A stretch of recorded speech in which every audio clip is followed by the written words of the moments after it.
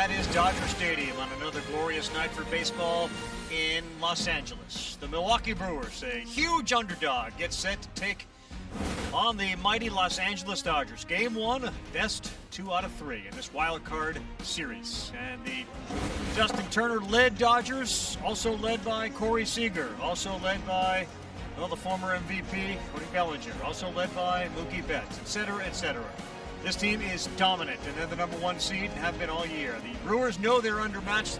They're trying to get Kirkjian as many at-bats as they can. And in fact, he'll hit leadoff for the first time since August of 2018. The Fall Frenzy, 16 teams across 4 rounds. This particular format leaves everybody more vulnerable. When you have that idea that you have to win every day, that gets you ready for a playoff situation.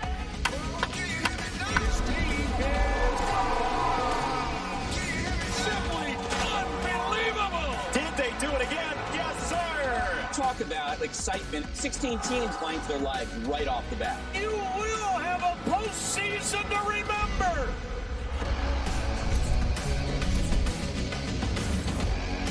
Welcome to the 2020 Wild Card Series presented by Hankook Tire. We welcome you inside our studios here in Bristol alongside Tim Kirkjian, Eduardo Perez at home and apparently wearing shoes for the first time. He's in Miami. Tim, this Dodger team, you have a D for dominant. They have been the best team, bar none. Dave Robertson, I didn't even know we were 43-17. We just want to get to this part of the season. Right. It's already been a historic season for the Dodgers. They have the highest winning percentage of any team since 1954.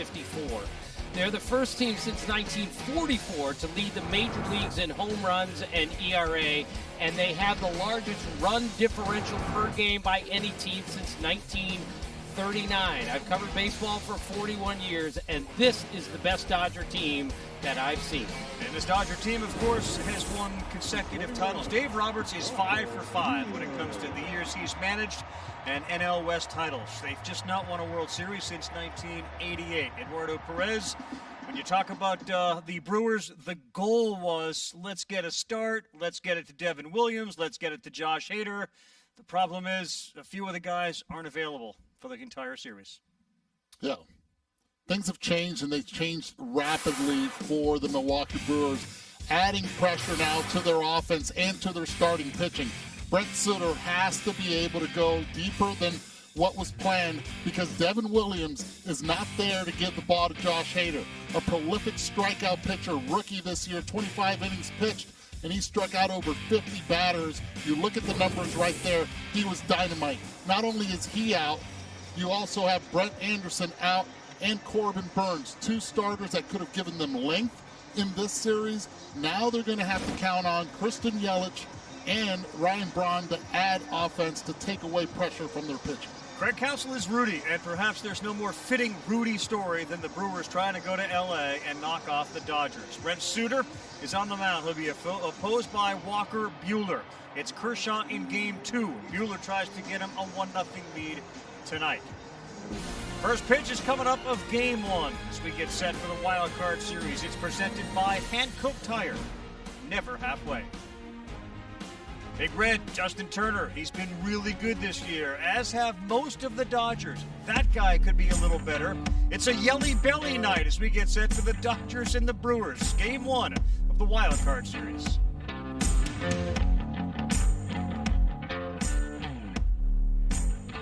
Let's dig into tonight's key game insights for the fans at home. And while everybody seemingly is at home watching this, take a look at the tail of the tape, if you will. The Dodgers are so superior to the Brewers in every statistical category. And these are offense. And these are the guys that make up tonight's lineups. 40 points higher in batting average. 43 higher in home runs. Alden Gonzalez joins us now. He is actually at the ballpark. Why do the Dodgers believe this year the outcome, Alden, will be different than it's been in years past, like winning a World Series?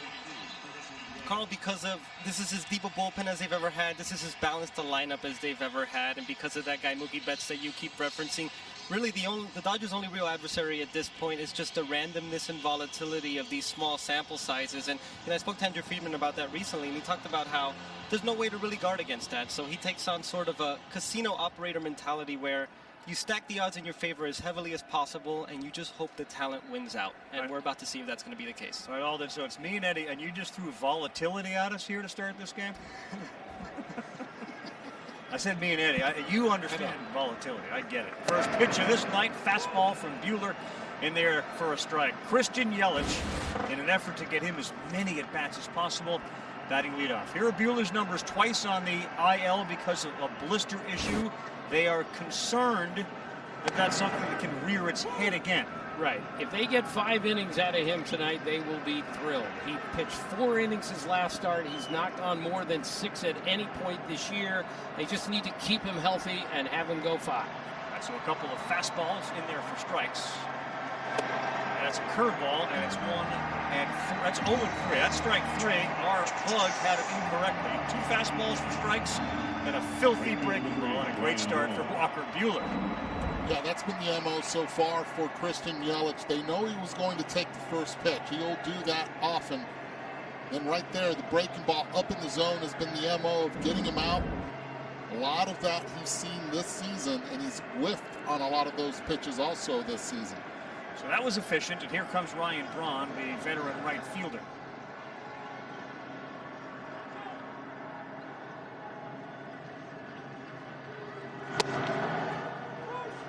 Not only are we firing, we're hitting corners. Oh my goodness. The Brewers hit .223 as a team this year. That would be the lowest number ever for a playoff team, except this year the Cubs and the Reds had an even lower average.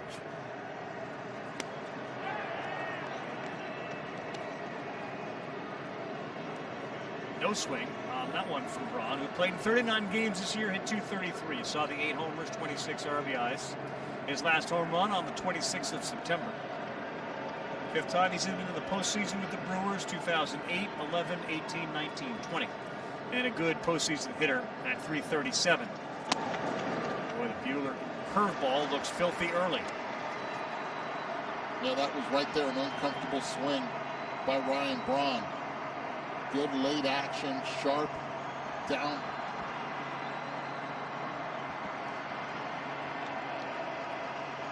And it's a get it and go mode, and that's another breaking ball, and he's able to foul that off. I think the pace for Buehler is quick. Wait till you see Brent Suter on the other side.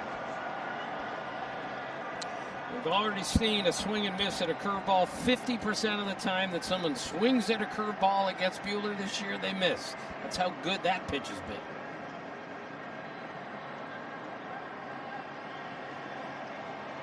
1-2, they set up inside. Fastball fouled off at 98 miles an hour. And he sped him up right there, 98 miles per hour on an inside pitch. That opens up everything away. And keep in mind that blister is actually affected even more when he tries to spin the ball with the curveball.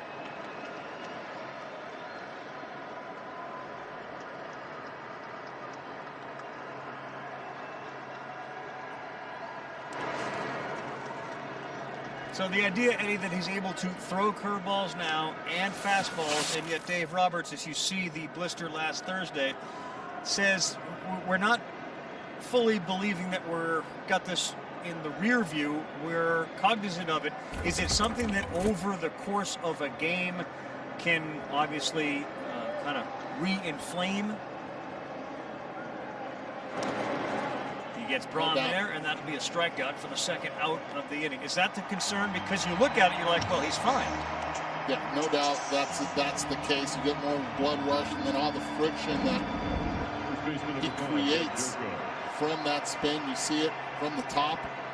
Already getting 2 really good hitters. First Yelich, and now Braun on that curveball for strike 3.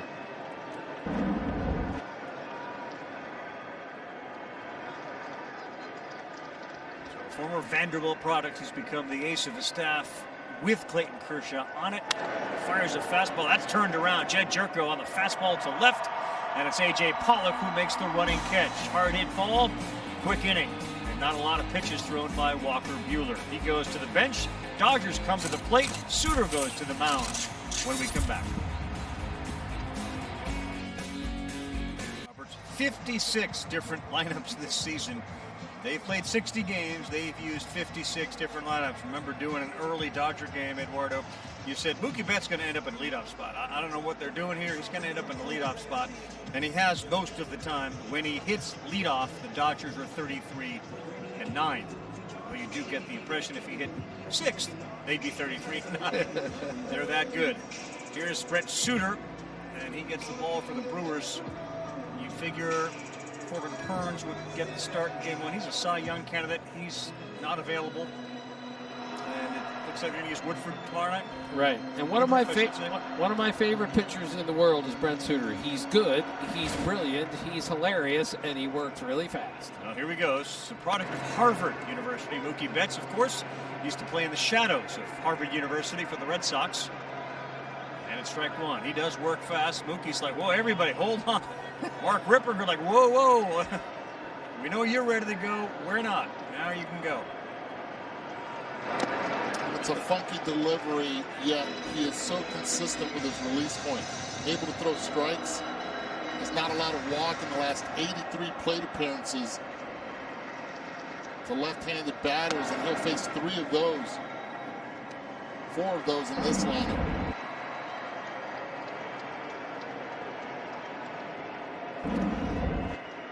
Not a lot of time to get the production value in between Suter pitches. He's behind Betts.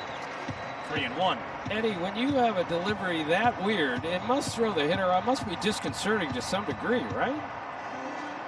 I'm afraid to answer because I feel like he's going to throw the ball before I can even respond.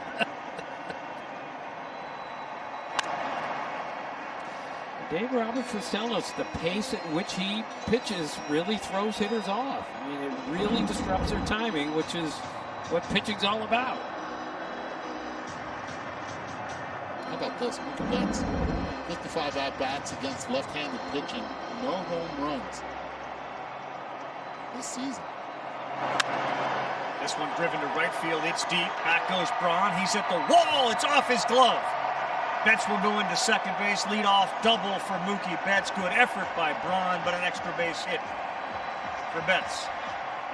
And this is the reason why Mookie Betts works in the leadoff spot in any team. If it's the Boston Red Sox, and in this case, the LA Dodgers, going the other way, 3-2, gets on top of that one.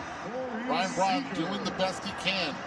Ball doesn't travel well at night there in LA, yet Mookie is able to drive it and start it off with a runner at second base. And the numbers bear it out. 952 OPS hitting leadoff, 832 hitting second. He's clearly better at the top. He's more patient. What a start for the Dodgers. And here comes Corey Seager, shortstop, having a monster year. First pitch inside. Dave Roberts told us before the game he's hit the ball harder this year than anyone I've ever seen. It's amazing. It is amazing, especially on this team and with the guys that Dave Roberts has seen. 307, 358, 943 slash line for Seager. Fully healthy after the Tommy John surgery, which cost him 2018. He was third in the MVP race in 16, the Rookie of the Year.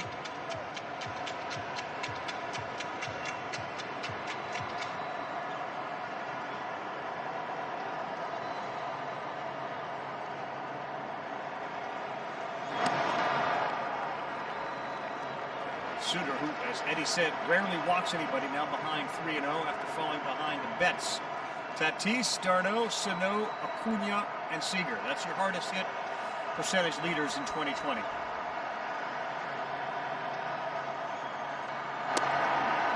And there's a walk, so first and second, and not the start that Craig Counsell or Brent Suter wanted.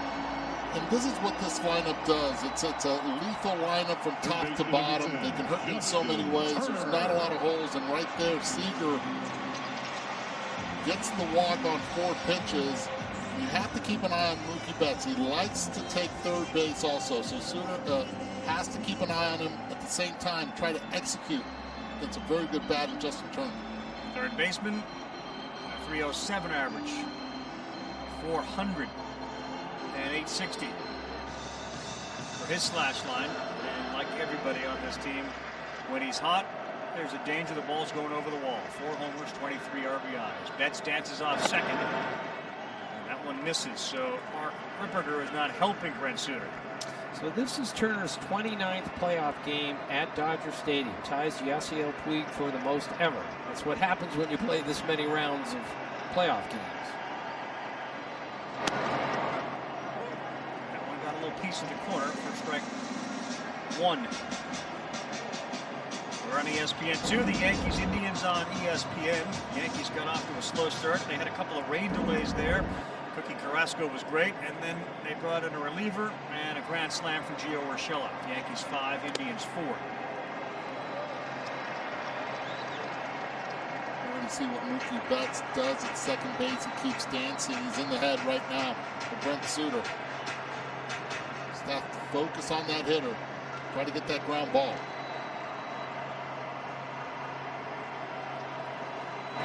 Not going. Turner pops it straight up. Keston Hiura backs all the way up at a shallow right to make the play, and there's the first out for Brent Suter. Number 13, Max Muncy.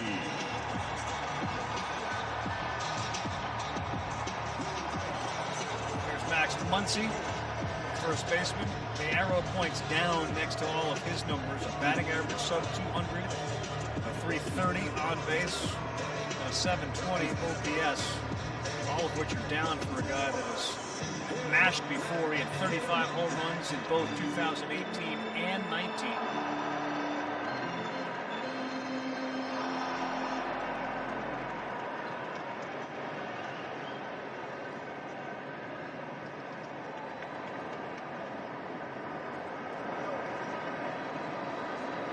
Suter and Betts continue to do a little dance on the mound and at second base. It's a social distance dance.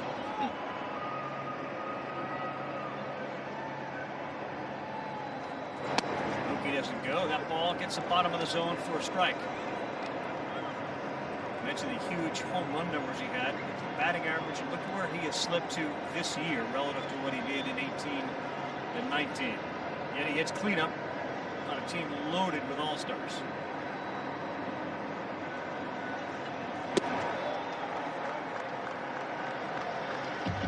So right there where Omar Narvaez wanted that pitch. He wanted it up. Instead was able to got it down. Suter has to be able to execute, hit his pitches against this lineup. Max Muncy, since last season, 15 home runs against left-handed pitching. One, check at third base, no swing. So the Dodgers in 28 August games hit 57 home runs. 57 home runs in August, 28 games. Is that good? That'll work. They've homered in 49 of their 60 games overall.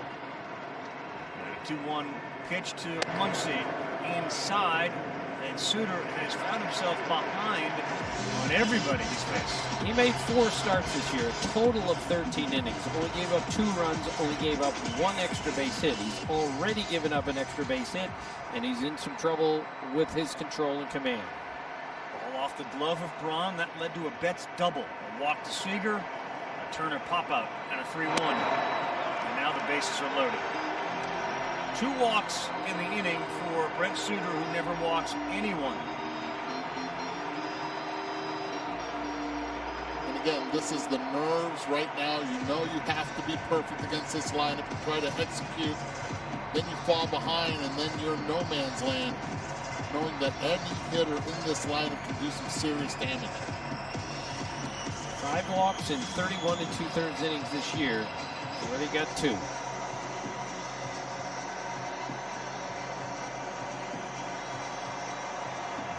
Just a calm down moment here, ready for Brent. Yeah, and again, it's very unlike him, something that the Brewers haven't seen. When I said earlier that no walks in the last 83 at-bats to left-handed hitters, that surprises everyone. So he's got to go right back to the basics. Calm the nerves, take a deep breath. Just trust now that Will Smith, get him to chase to see if he can get a ground ball and get 2 out of this.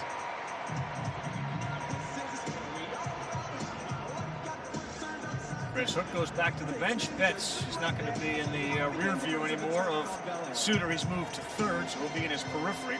And what a breakout season for the guy coming to the plate now, the catcher, Will Smith.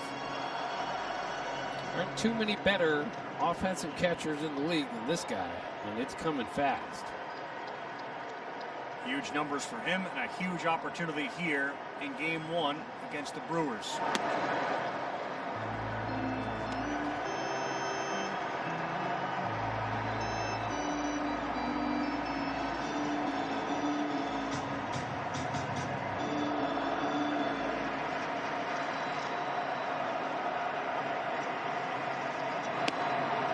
Suter just can't find it. 2-0.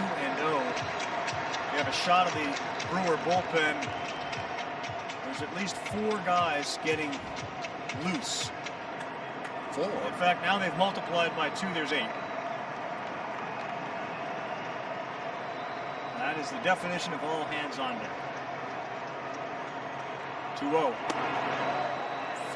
3-0. What's going on? Again, this is nerves. You can't replicate, you can't practice this. You're there, you can hear everything that's going on in that stadium, and that Craig Counsell already hasn't even started to get a haircut. Hasn't gotten a haircut since probably last year. Wow, how about that? Brent Suter has walked in a run. He's got 3 walks in the top of the first, and Los Angeles leads it 1-0. All the things that you anticipated, Brent Suter having 3 walks wasn't even in the house. Again, normally the Brewers would have this great bullpen to go to early or late, but Devin Williams out, that's not quite the same.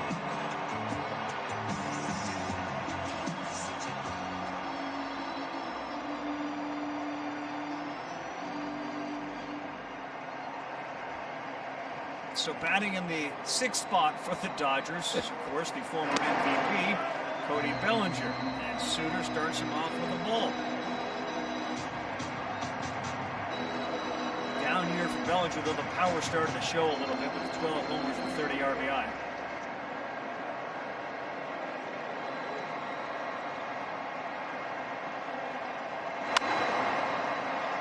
He pops this up, left field. Yelich catches and comes home, and there's no advancement from third from Seager. Big out for Bellinger. Field number 11. This is what I like about Mookie Betts leading off. He gets to study the pitcher, gets to see all the pitches he has, and then he helps his teammates out. A.J. Pollock was coming on deck, and you see Mookie Betts giving him the handshake, but letting him know, hey, this is what I saw maybe on the changeup or the fastball or the slider. Keep an eye on this. Just the little tendencies. He helps his teammates so much. He makes everyone around him better. That's what you love and what they loved in Boston about him. He just made everyone prepared once they get up to the plate. Justin Turner in the foreground wearing a microphone, and we're going to talk to him in the 2nd inning. This is such a big at bat. If Suter can somehow work around A.J. Pollock and only give up 1 in an inning in which he has walked 3 and given up a double, that's a big victory for the Brewers. 26 pitches already. 1 run is different than anything crooked. 2-0.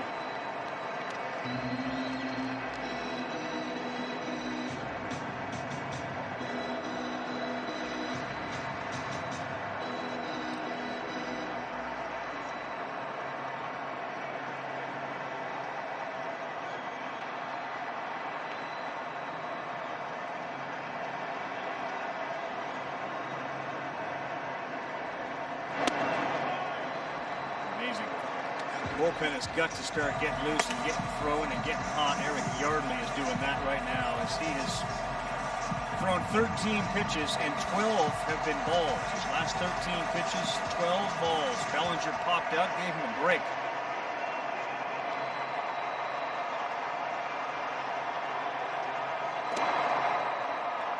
Wow, he walked in another run. You're almost sitting here feeling bad for Brent Suter, given the state of the Brewers going into this game, and his 4th walk of the inning and a 2-0 Dodger lead. Counsell has got to be beside himself Well, if you're a Dodger fan, you're not feeling bad at all for Brent Suter. But if you're in Milwaukee, you're a Milwaukee fan sitting there watching this, without a doubt,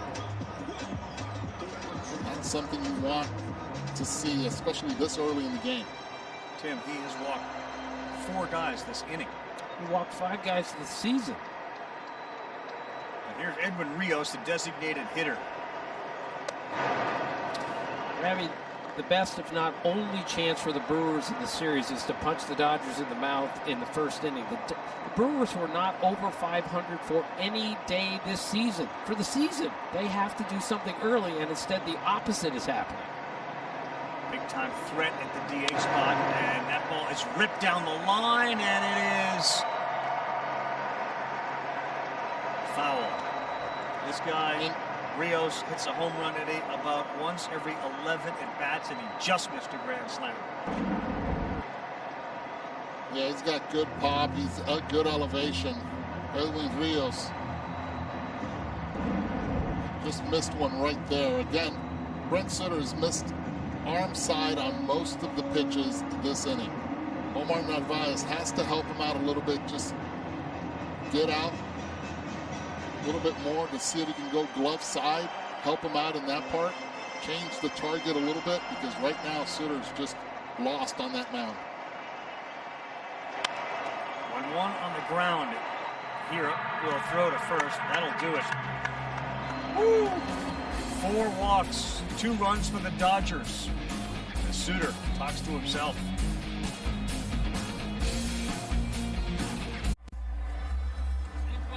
Oh, let's go, baby. Let's go. Hey, take your knocks. Hey, everyone, just take your knocks. Take your knocks. Playoff time, take your knocks. Hey, how the hell do we miss having you guys behind the plate?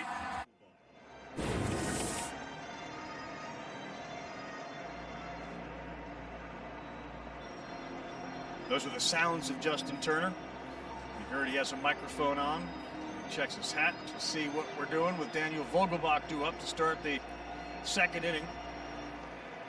He's got an earpiece in, but we're a little hesitant to ask a question because we're not certain that it's working properly. And rather than confuse the heck out of him, we'll wait to know that it is. Buehler's first pitch. The second, a fastball misses. Vogelbach has been great since he joined the Brewers, hitting .328. But keep in mind, he was DFA'd by the Mariners, waived by Toronto, and now he's hitting 4th in a playoff game for the Brewers. That's in there for striking 96 miles an hour. It doesn't matter the velocity against Daniel Vogelbach. The shift is completely on Justin Turner playing on the second base side. And you have the second baseman playing way over, and that's Chris Turner playing way over. Chris Taylor playing way over in right field almost. Yeah, he's close. I mean, it's almost as if they have 4 outfielders. A fastball poured in there past Vogelbach. No surprise bunts whatsoever for Vogie. No, I don't see that as part of his game. To me, he looks like the Whammer from The Natural. It's a good one. I can see that. But this is why baseball's so great. Open to all shapes and sizes as long as you have the skill, and he does. He can hit. He's got the hit tool. Blew a fastball by him at 96. Walker Buehler's 3rd strikeout and 4 batters.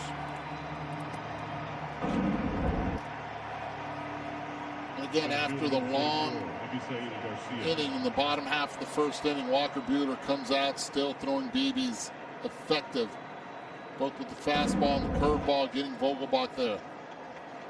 Man, that was a fairly lengthy bottom half of the first. Buehler came out on fire in the top half, and then he had to wait again. Now he's back. See the score in the upper right. The Indians have come back to tie the Yankees 6-6. They're in the bottom of the 5th. Avisail Garcia, fastball down the middle. All right, I'm going to try it. Justin, it's Ravi here. Can you hear me? I can hear you now. Must have been all the wax in the left ear. I guess. I thought I was just going to have to play a half inning with this uncomfortable earpiece in and not be able to hear anything. There is a feeling of guilt asking you to do it and then make it uncomfortable. At the very least, it should be comfortable. At least I didn't have to wear one of those big old headsets out here. That'd be weird. Well, this is such a unique opportunity. Thanks very much for doing it. And we'll certainly pause on every pitch. Perfect. That one's a ball. So tell me what were some of the things you were doing before the game with the get your knocks. You know, give us a little insight after the next pitch what all that meant. That was something AJ started saying about 2 weeks ago. Just he was hitting a lot of balls hard right at people, and he said, "Man, I just got to take my knocks." And he started hitting it over the fence. So.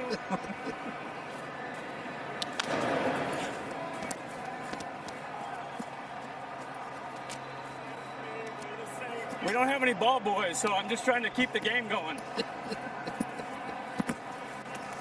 Don't you miss the kids? We forgot to add ball boys into the proposal. Don't you miss the kids in the stands asking for the baseball? Yeah, you don't get to throw anyone a souvenir.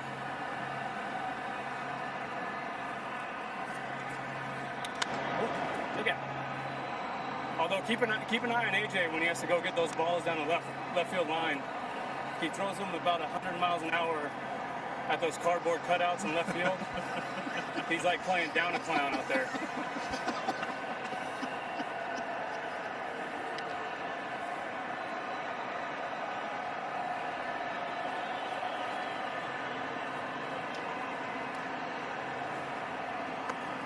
Two again to Garcia.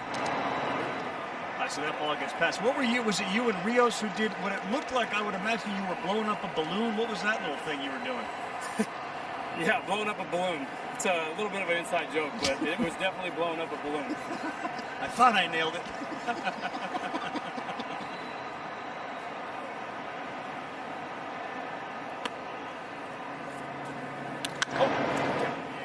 Laser back up the middle off the bat of Garcia and a runner on. Justin, when Walker Buehler is right, what is it like playing behind him? Oh, it's awesome. He's got unbelievable energy on the mound. That's how confident he is in himself. And you can just see that when he takes the ball. So he thinks he's the best, and he's come up big for us in a lot of big games. What are you looking at in your hat there? Just our defensive positioning. Instead of having to look in at Dino every pitch, we put a little cheat sheet in our phone. Now, does it change from pitcher to pitcher? Yeah. We got usually I think it's Travis Smith, our strength coach, will change out all the cards when we're changing pitchers, and then if it's in between innings, one of our bat boys will run them out and change them out. So Orlando Arcia, he swung at the first one and missed it, and he swings at another breaking ball, and it's 0-2. Justin Timms covered baseball for some 40 or so years. He said this is the best Dodger team he's ever seen. You get a chance to bat in the middle of a lineup that's got Betts, Seager, Max, Will Smith, the former MVP Bellinger. That guy right there, we're seeing Seager. What's that like? I heard the first part. In my 7 years, this is the best team that I've been a part of. But I can't hear you guys again. Not a point. 0-2 strikeout. Let's see. By back. Testing 1, 2, 3 of Justin Turner's right ear. I don't think he's hearing us.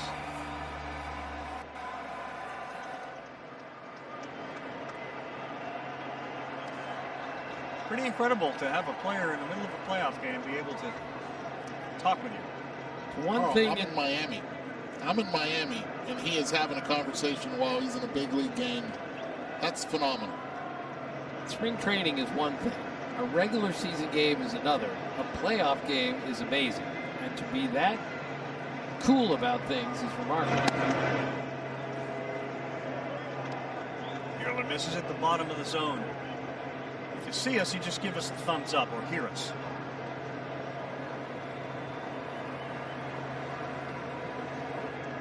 This is Eric Sogard. He's the third baseman.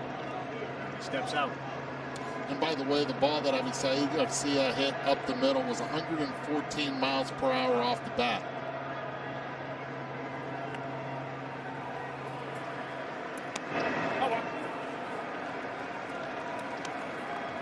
Justin, you got us back again?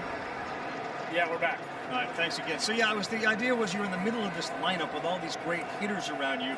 Tim said it's the best Dodger team he's seen in the years he's covered baseball. What's it like to be in the middle of that?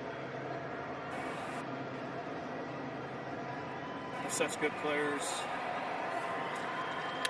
Back! It makes it easy to show up and not try to do too much every night. Just find a way to get on base and let the big boppers behind you drive you in. It's got to be a lot of fun. It's a lot of fun listening to you and talking with you. It's 2-0 Dodgers, middle of the second.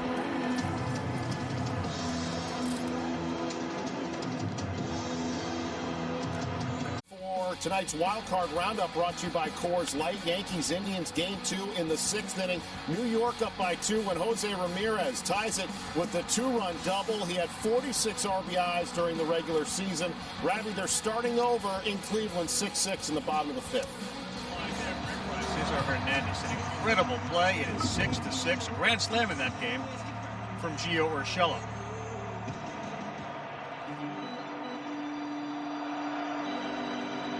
So Brent Suter able to get out of that first inning, 4-walk inning with a double to Mookie Betts to start the entire thing.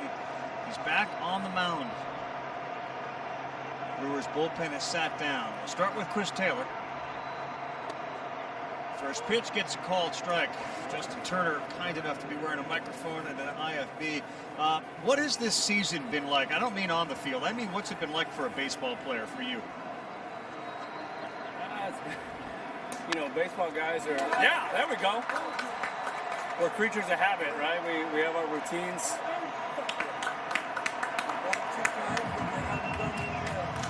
We have our routines, and everything got changed a little bit this year. I think the biggest adjustment was, pushing back the time that we were able to come to the field. So there was a 5-hour limit. So for tonight, a 7:07 game, we couldn't get here till 2:07, which kind of makes it a little bit different, getting your routine in and getting all the stuff you need to get done before the game starts. And you guys you're in a hotel now. You're sort of quarantined, right? You're all in your hotels. Yeah, we're in a hotel here. Most of the guys. There was a few guys that got exemptions. That have kids or their wives are pregnant. They allow them to stay at home, quarantine at home. But most of the guys are in the hotel. All right, let's go through the Mookie at bat here. Feel free to be analyst with a guy like Betts up. Yeah, well, the guy on second, nobody out. He's looking for something out over that he can hit something behind CT and move him up to third, so Seager can take a chance to drive him in with less than 2. How would you describe Mookie with regards to your expectations and what he's actually done? He's a gamer. He's a ball player. Does everything right. Goes about it the right way. And he's just a winning player. Justin, does he do anything that you just go, wow, how does he do that? Well, the most amazing thing is... Keep going. Like it. He's never satisfied. Every day in the cage, just trying to perfect his craft. And if you guys watch the ballpark cam about 4 hours before the game, he's out taking ground balls and taking fly balls and throwing the bases. And he just doesn't take anything for granted. He works as hard as anyone every day, trying to get better. Justin, I just heard Dave Roberts yell, like it right there. Keep going at it. Do you really hear him when you're at the plate and he's yelling? Even with no people in the stands? Oh, yeah. While he's masked up? Everyone can hear him. That a boy. Come on, let's go, CT. Taylor rounds third. He's got to score easily. Double, and Mookie Betts slides into second. He's 2 for 2 tonight.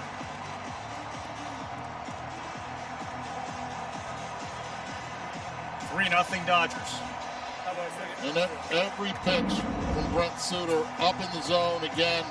This one, slider stays up. Mookie, when he has 2 strikes, he forgets about moving him over, sacrificing himself, and this time moves him over by trading places with him. Ball hitting the gap. He's thinking 2 all the way. And Brent Suter, not a good start to this wild card game against the LA Dodgers.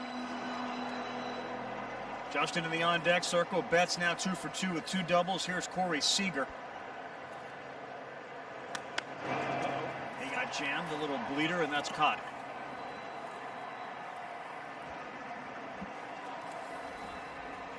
And now Justin goes to the plate. Justin Turner.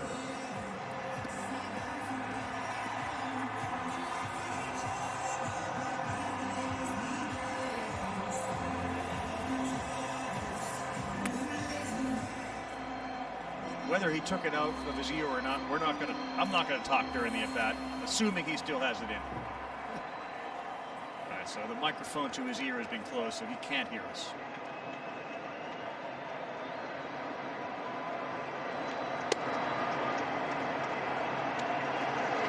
Well, the start to Mookie Betts' postseason career with the Dodgers.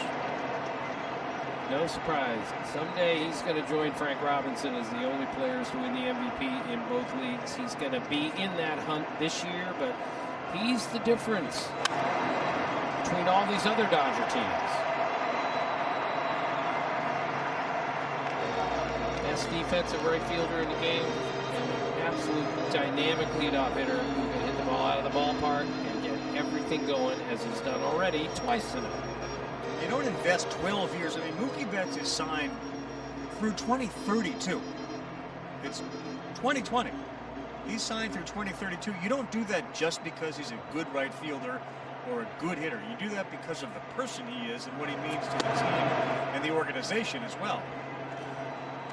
And you give him that money because 4 hours before the game, he's out throwing to the bases at full speed. You know how many guys do that these days? Not many. That's what makes him different. Answered your own question before we had a chance. 3-0 Dodgers, and a 1-2 on the way to Justin Turner. Another one sky high as he chases a high pitch.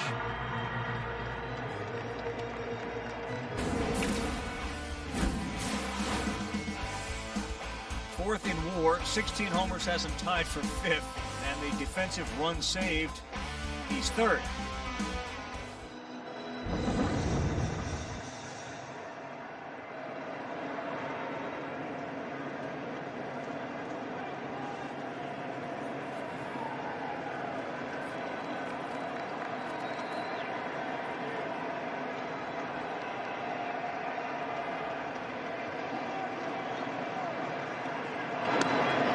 Chase it. The only outfielders ahead of Mookie in defensive runs saved this year are Byron Buxton and Joey Gallo. Joey Gallo is a way better athlete than people think and is a pretty good outfielder, but Joey Gallo is ahead of Byron Buxton and Mookie Betts. I find that hard to believe. Turner shallow left field, Bermuda triangle type shot, and it's Yelich who comes up with it. The ball will not drop. Turner retired. See the Yankees score in the upper right. Gary Sanchez, who is batting 9th tonight for the Yankees and playing catcher, just hit a 2-run home run.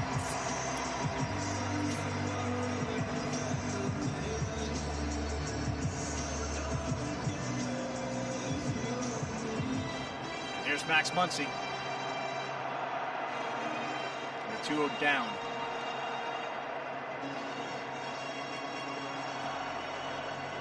Prodigious power, Max Muncy has put on displays, great displays during home run derbies. Inside, ball 1. Most of the misses for Suter have been, as I said earlier, arm side, has not been able to adjust well. He'll pitch up, and he has to pitch up to be effective. Anytime he wants to throw that pitch right there, then to get hitters to chase. But Muncy has such good discipline at the plate. It just seems now this is what the team is built for, the playoffs. They're digging in. They're focusing more now on their at-bats than in the regular season.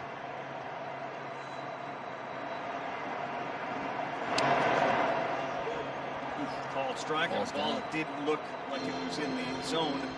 The Craig Counsell was asked about the parameters for Brent Suter? Like, what's the leash going to be? He said the parameters are to get people out. I mean, that's what we're looking for out of Suter. Not really a number of pitches, it's getting people out, which he has not really done effectively tonight at all. 4 walks in the first inning, another couple of doubles here in the second.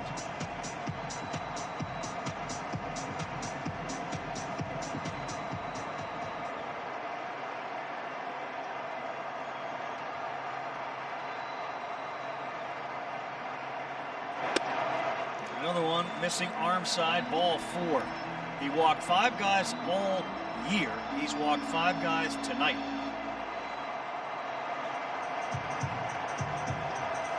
Craig Counsell may have said that is the last walk that Brent Suter is going to issue tonight. 51 pitches.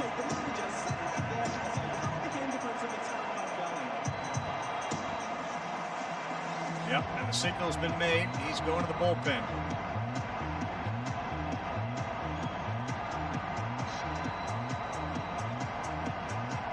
Not the start that Suter wanted, not the start that Counsell needed tonight. Yardley's coming in from the pen. Mookie Betts, have yourself a great start to your Dodger postseason career. Double in the first, double in the second, and keep the wheel turning.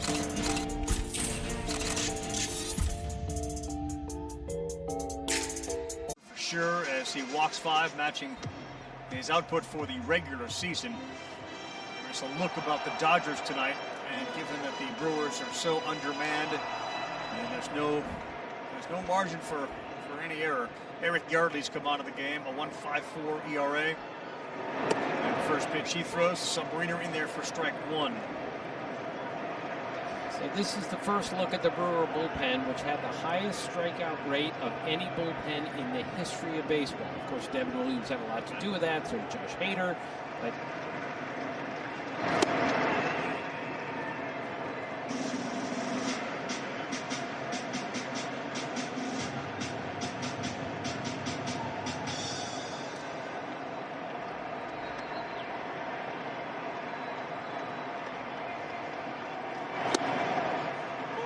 strike. Didn't look like it was in the zone, but a called strike. So Eric Yardley, last pitch Sunday at St. Louis, and was able to manage a perfect 7th inning. Leading the Brewers in appearances. This is his 25th. 1-2.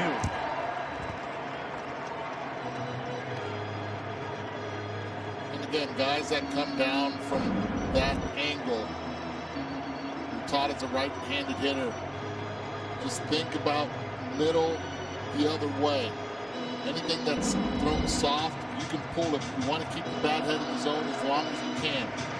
Keep the thought process, opposite field, right field, driving it.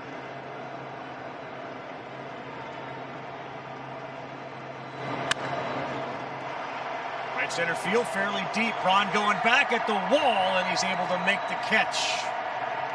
Ryan Braun's been tested tonight. 1 went off his glove, 1 ends up in it. Betts 2 for 2 with a couple of doubles. 3-0.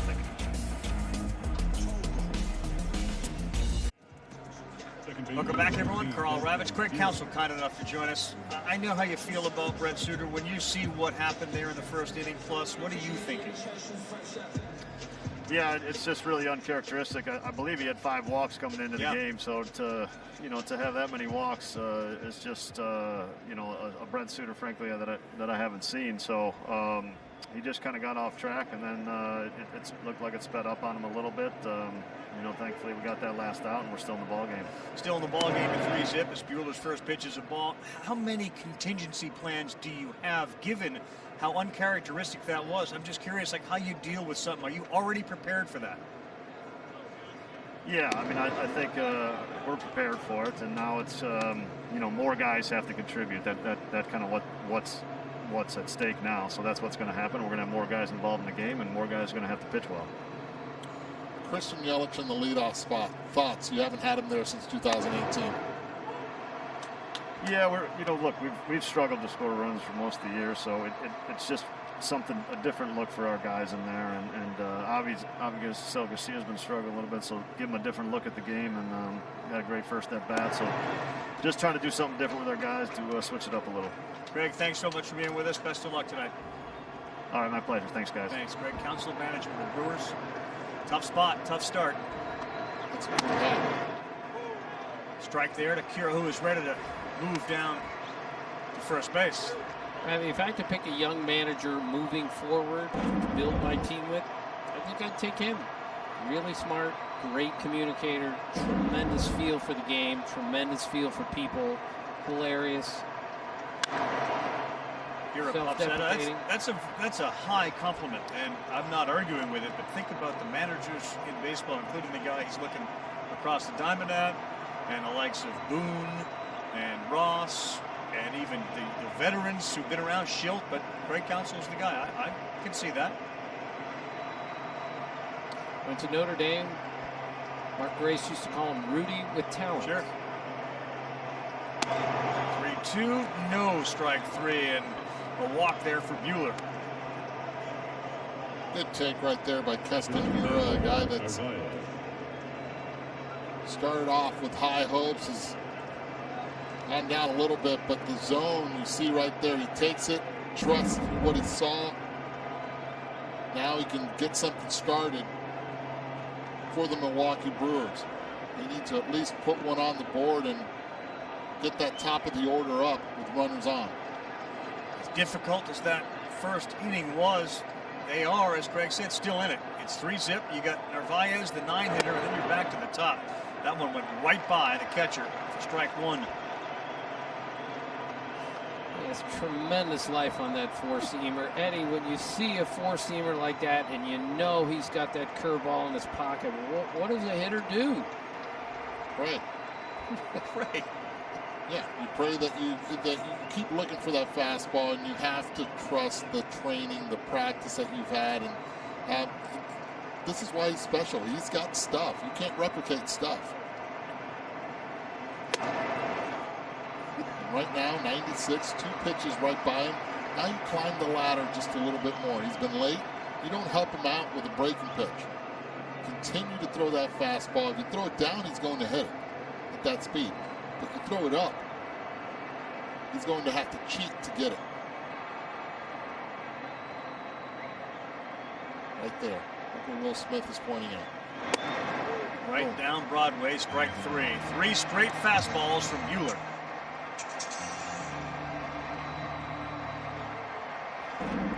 He's got 5 Ks. Yeah, not only did it look like a strike, it sounded like a strike also. 98 miles per hour. Up and in at 98. Good luck with that.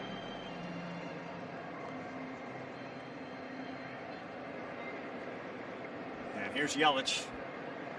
He struck out his first time up. Breaking ball, filthy after 3 straight fastballs. I mean, this has been arguably the best hitter in the National League the last 2 years, and he hit .205 this year. That is the lowest batting average ever by a former batting champ in a season of at least 150 plate appearances, proving again how difficult this game is, that this guy could struggle as badly as he has. And he did it against great pitchers, and tonight you realize exactly why it's so hard. You go curveball, then 98. Then 98, and then you look at the numbers so far this season against curveballs. He's seen 17% of the pitches he's seen has been the hook. Last year, 10% of it. And he's whiffed 54 times on that hook. Again, you saw him sitting there looking for the curveball, and then he gets a fastball on that second pitch. Now Walker Buehler can do anything he wants with it. Lays off the curveball. The concern again with Buehler is that blister on his finger. Dave Roberts said, 4 innings, maybe we're good. He was looking for a net gain, which is just don't get hurt and come out of the game. And if we can have a lead, great. It's that right finger there. You can see all the stuff that's on it to prevent it from opening up again. 99 on now that he one. sped his bat. Yep, now he sped his bat. Remember, this is a guy who's circling that lineup. He's been probably the best hitter down the stretch the last 2 seasons. been some kind of special for Milwaukee. But without people in the stands, Craig Counsell told us earlier in the season, he's just been a different player. 1-2. And that one is hit hard, but it's at the first baseman. They go to second for one, back to first. It's thrown past Buehler. Once he started it, and then the throw from Seager back to a covering Buehler was out of his reach.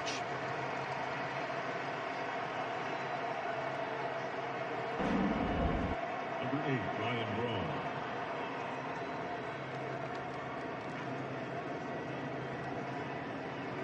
He hesitated a little just to give Buehler a second to get over there. Yeah, pitchers have a tendency to stretch before the throw is even made. And that was one of the examples right there. I don't think he would have got him anyway. And he started Buehler in game 1 and Kershaw in game 2. What do you think the reasoning behind that was? You don't know how far Buehler is going to go, and that way you can use the bullpen aggressively early in game 1, and then given that there are no days off in between games 2 and 3, could have a fresh bullpen in game 3, knowing that Kershaw gives you length.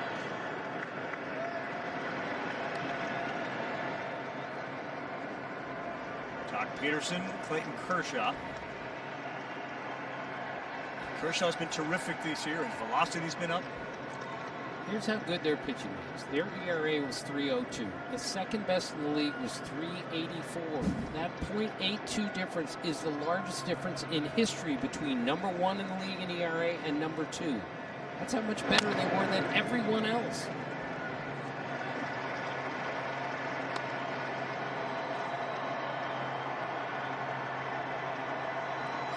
Once you get through Kershaw, if there's game 3, you got Dustin May with a 93-mile-an-hour sinker. Good chance to see Urias out of the bullpen tonight. Donsolin's been terrific.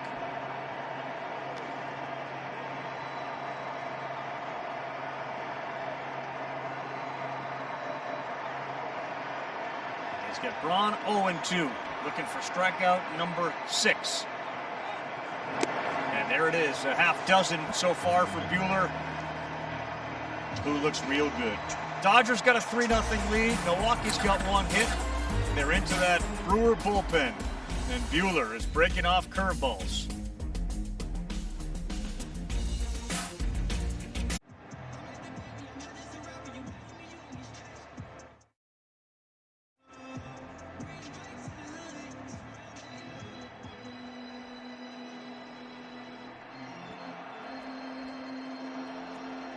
Cody Bellinger will lead things off. A.J. Pollock, Edwin Rios.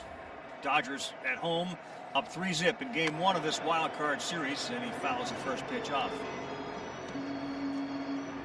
Big time difference, obviously, for Bellinger. Last year's numbers and this year's. Right, and a huge difference in the postseason. His OPS in the postseason is 351 points lower than his career OPS in the regular season. That's the largest gap of any player in history between postseason and regular season. Hit that one fair, snared by Jerko on the play at first, out.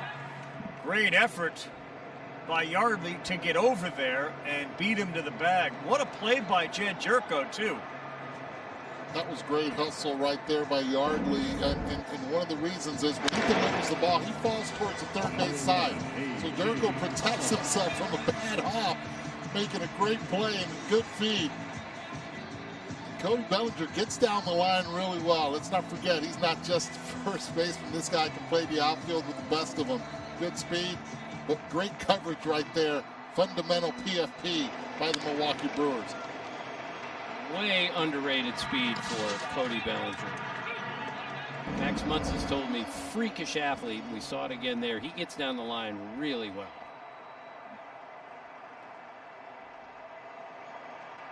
Play by Jerko, too, was incredible. That baseball looked like it came so close to hitting off the first base bag, and he snared it. Here's A.J. Pollock. Strike 1. Well, Yardley found another gear, too. As soon as he realized Jerko made that play, it was a foot race between he and Yelich, and he got there. Eddie, what's it like for a hitter to see the funky Suter from the left side and now the funky Yardley from the right side in the matter of just 3 innings here?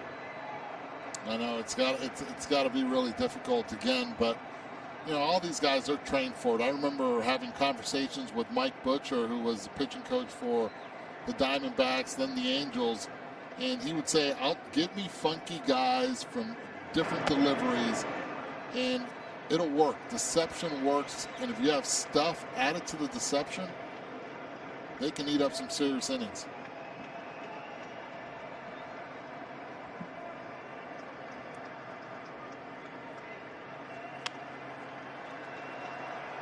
Center field and a running catch by Avisail Garcia. John Brickley's in our studio with an update.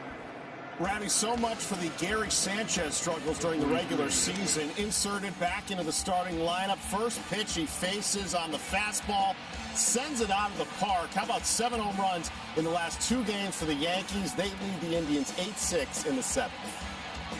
Yeah, the bats have been working for the Yankees since the postseason started. A big first game, and now back on top here in game 2, looking to sweep the Indians on the road. Road team 6-4 so far, with these 2 games still to go. That ball fouled off from Edwin Rios. Rios started tonight against a left-handed pitcher, bit of a surprise, but 13.06 OPS against lefties. This kid can hit.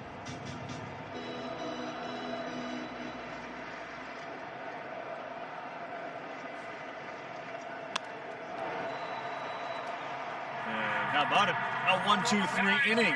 Dave Roberts will join us, the manager of the Dodgers, as his team leads 3-0, 1/3 of the way through. Wild Card Series is presented by Hankook Tire. We've heard from Craig Counsell, Justin Turner, kind enough to wear a microphone, and now our good friend Dave Roberts, the only manager in the divisional era to win division titles in each of his first 5 seasons. And, of course, the ultimate prize, the World Series. We'll get to that later, but your assessment of how this game has started for you.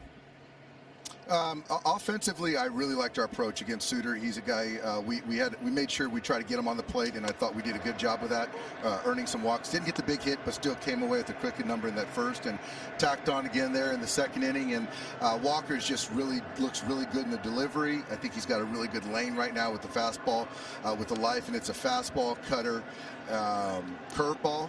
And so we'll see. I know we've been dealing with that blister, so right now I'm going to keep an eye on it. So it's kind of the 4 or 5 inning situation right now. So, Dave, you're checking on that blister all the time during this game, correct? Yeah, we are. And, yeah, me personally not. I think our training staff, Mark Pryor's on top of it too. And I think that, we want to make sure he gets out of here with a net positive and feeling good. And obviously our bullpen is in as good a position as we can be in. Dave, is it a lot easier? Go ahead, Eddie. Is it a lot easier having Mookie Betts in the leadoff spot instead of the number 2 spot? Oh God, it makes me a much better manager. No, but the at-bat quality, the outfield play, the base running, all of that stuff. He's just been great for all of us. He's going to be with the Dodgers for the next 12 years. Does your crystal ball have you where in 12 years, Dave?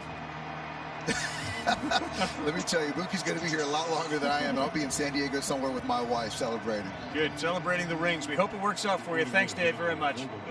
All right, guys. All right, Dave Roberts joining us there as Buehler picks up strikeout number 7. And there's a statistic there with Walker Buehler, who has had 7 or more in every appearance that he has made in the postseason.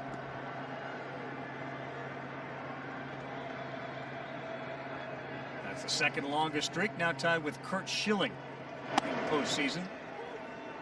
Who would you think's ahead of him? I think Randy Johnson's first. Good. He's first on a lot of lists. Yep. He did it in 9 straight. Good chance Buehler's going to get a chance to pass that this year. Vogelbach the other way. That's a fair ball. And Daniel Vogelbach lumbers into second with a double. Brewers are in this game. It's only a 3-run lead. And this is what Vogie has been able to provide here. Look how deep he lets this curveball get and just driving it the other way. Outfield playing straight up, infield completely in the shift. A.J. Pollock, the only thing he can do is bring it into the infield, and Vogie definitely in scoring position if a double is hit. Remember, he's got a bad leg to go along with it. Craig Counsell just raved about him in the clubhouse. He's always talking. He's always talking smack. He's got Yelich really feeling a little calmer about things, so he's added a lot to this club. Power threat up. Ravech Garcia singled his first time up, and it was 114 off his bat. Little slider there. And I'm curious, that Vogelbach swing there, he struck out his first time up. Would that be considered an adjustment? Recognizing the curveball the second time through, waiting on it, letting it get deep. Is that an adjustment a hitter made? No doubt, especially after the last time when he faced him. That's what he also was getting. He got the curveball. He knew he can throw it for a strike. So he made sure this time he looked for something up and was able to deliver a line drive the other way. I mean, last time up, he saw 2 knuckle curveballs, one for a ball and one for, and then the other one ended up also for a ball up in the zone.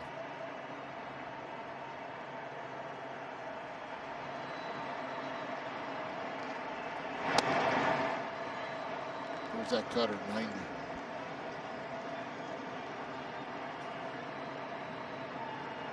Remember, Lorenzo Cain was on the Brewer team, is on the Brewer team, but opted out. And Craig was asked, how much you miss having Cain around. He said Garcia's doing a really good job in center field, but there are so many intangibles that Cain would bring to this team. The competitive fire seemed to be contagious. We miss him in the clubhouse more than anything, Counsell said.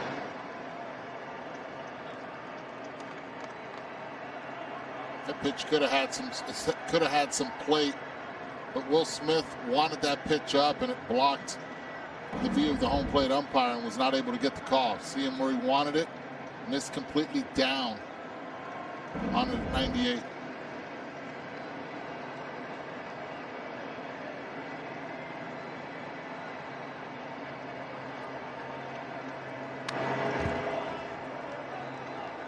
So the National League bracket looks like this, with the Dodgers the last remaining National League game to be played. The Cardinals jumped the Padres today. San Diego, like Milwaukee, dealing with all sorts of injuries to Clevenger and to Nelson Lamet. The Marlins got a 3-run home run off Kyle Hendricks, rally to win 5-1 over the Cubs.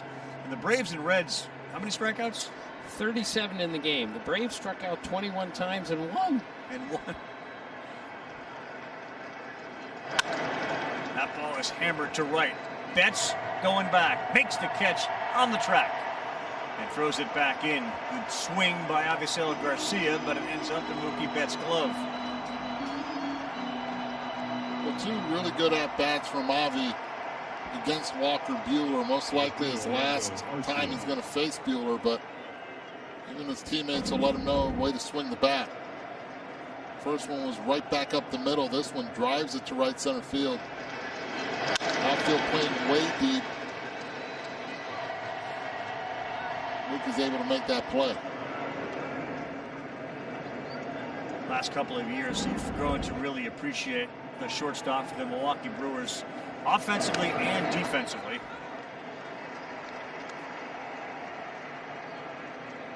And his situation is, again, it's more of a mental approach that Orlando Arcia has to be able to have. Again, he's so clutch in big situations, came up with big hits last year down the stretch for the Milwaukee Brewers, and really good postseason hitter.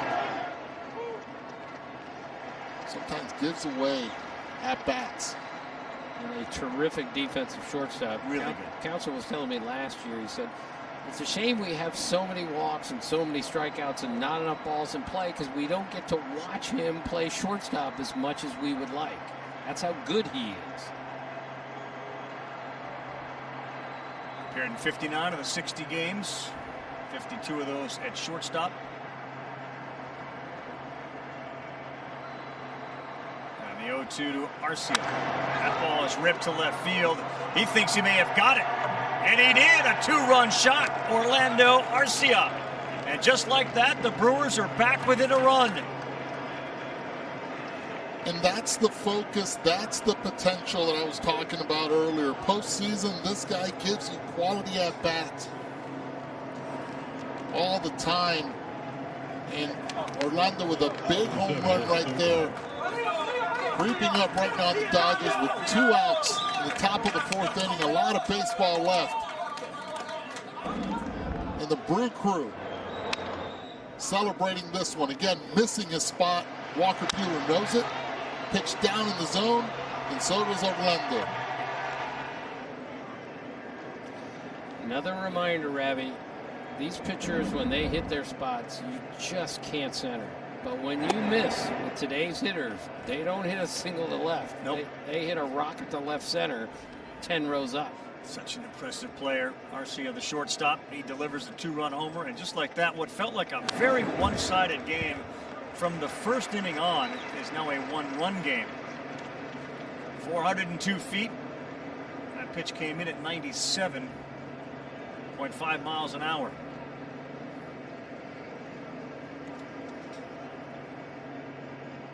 But the only problem was that it left the bat at 105.7 miles per hour. Your point's well taken. Garcia, before Arcia, he hit the ball hard.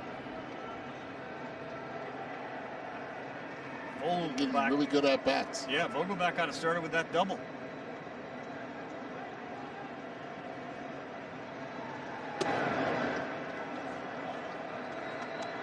And now he's behind 3-1 to Eric Sogard. Garcia's had success against Buehler. Go back to Game 3 of the NLCS a couple of years ago. That went 7 games. He hit a home run off Buehler.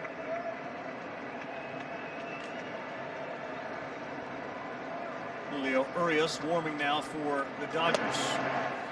Ball 4, so a little different 4th inning compared to the other innings for Walker Buehler.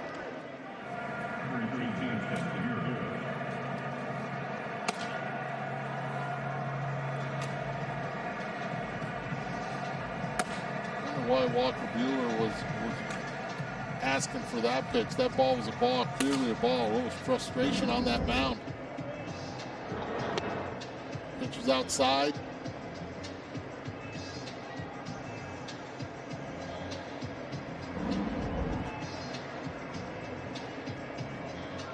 Rarely see emotion from Buehler on that mound, and after that home run, it's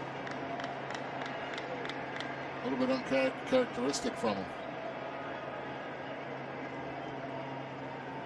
7 strikeouts, and now the go-ahead run comes to the plate.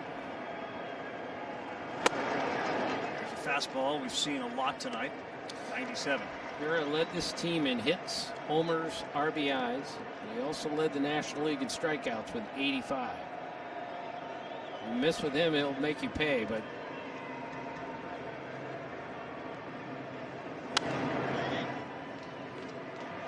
challenges him again, and he fouls it off. So here are the other guys that led their team in hits, home runs, and runs batted in. Abreu for the White Sox, Lau for the Rays, and Marcell Ozuna for the Atlanta Braves. got some MVP candidates on that list. Sure do. And because of the down year Yelich is having, see here at the top of those lists, those are lists generally dominated by Christian Yelich.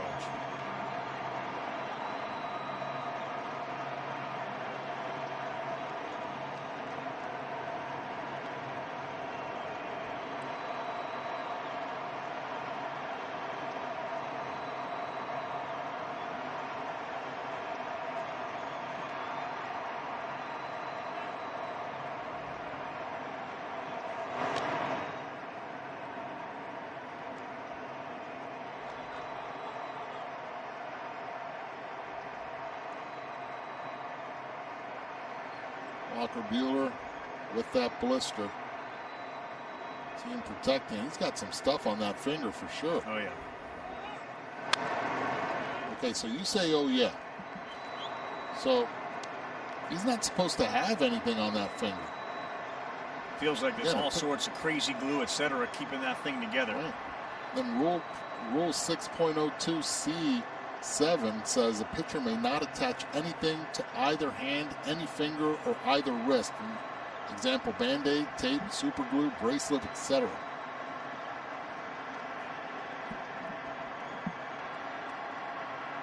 Yet the Milwaukee Brewers have not contested it. Called strike 3. Alden Gonzalez is at the ballpark after this break. We'll ask him about the treatment of Buehler and the blister. That's strikeout number 8 for Walker tonight, but the big 2-run home run. And we got action, boys and girls, at Chavez Ravine. It's a 1-run game.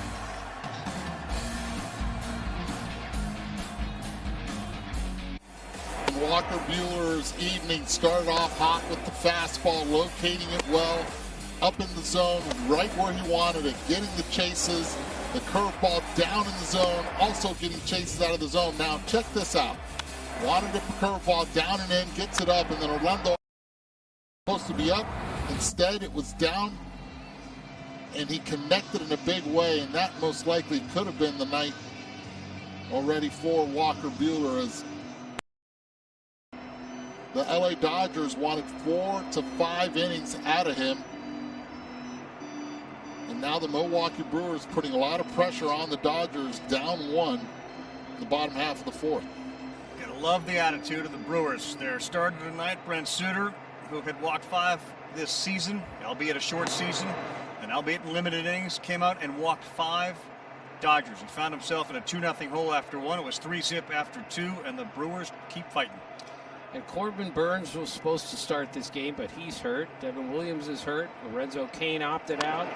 This team just keeps fighting. Love that. That's a foul ball. Yardley's been terrific since he came on in relief, and we showed that athleticism, covering first. And a ball hit to Jed Jerko. Yeah, that's why any guy that throws from that angle, Yardley, have to think middle away, the other way. If you start trying to pull it, that's what he wants you to do, roll over. You end up rolling over it on your big toe or your ankle, it's going to leave a mark for quite some time.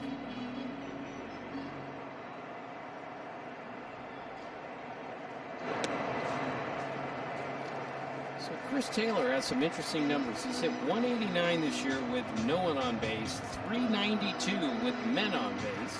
He's led off twice tonight, hit a double his first time. He is such a utility knife for this team. He does everything. Watches one in, 3-1. I mean, when you have a guy who can play the outfield and the middle infield and can hit, it's absolutely critical in this day and age.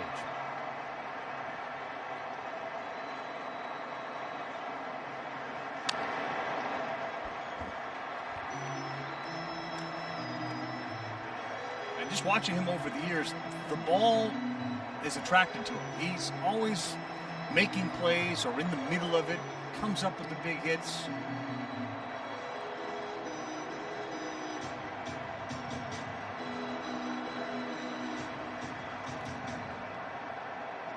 Yardley, a 1.13 ERA over his last 32 appearances. That's dating back to last season. Tough pitch there, fouled off.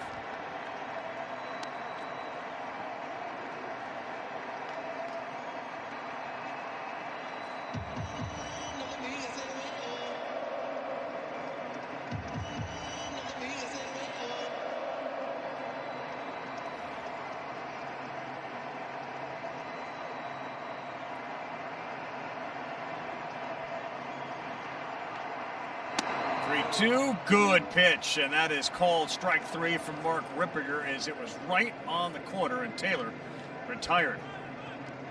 Right fielder. I'll tell you this, though. Yardley's come in, and he's done a great job. He's fielded his position, covered first. He's executing the pitches. He's giving his team a chance to come back. Now the challenge, Mookie Betts, 2 for 2, 2 doubles.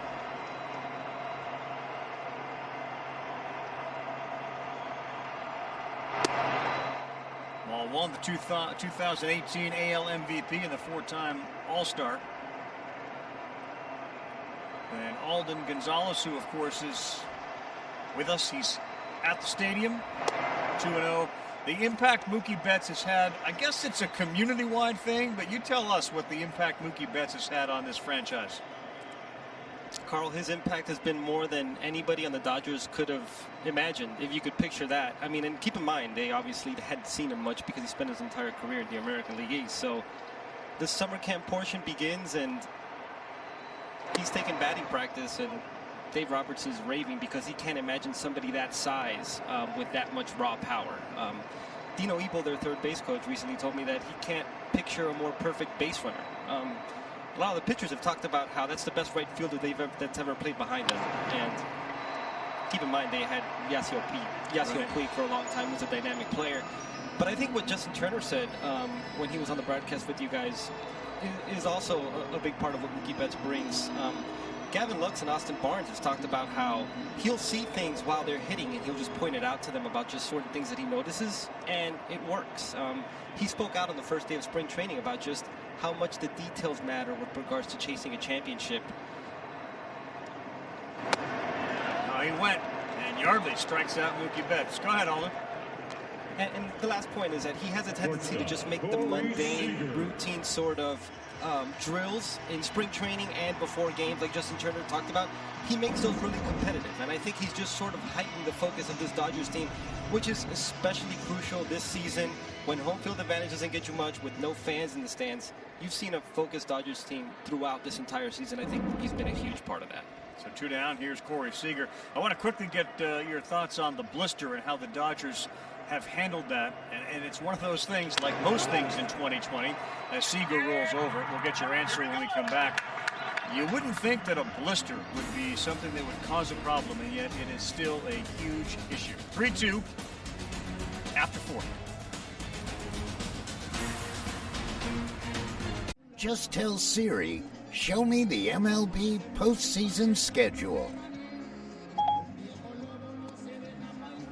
Now the postseason schedule with a record-setting 8 games today because some series have ended, including the Astros taking care of the Minnesota Twins. There will not be 8 games again tomorrow. Julio Urias is on the mound. You see what he's done in 11 games. A terrific ERA, 3.27. He went 3-0. So Buehler is out. Let's bring Alden Gonzalez back from Dodger Stadium.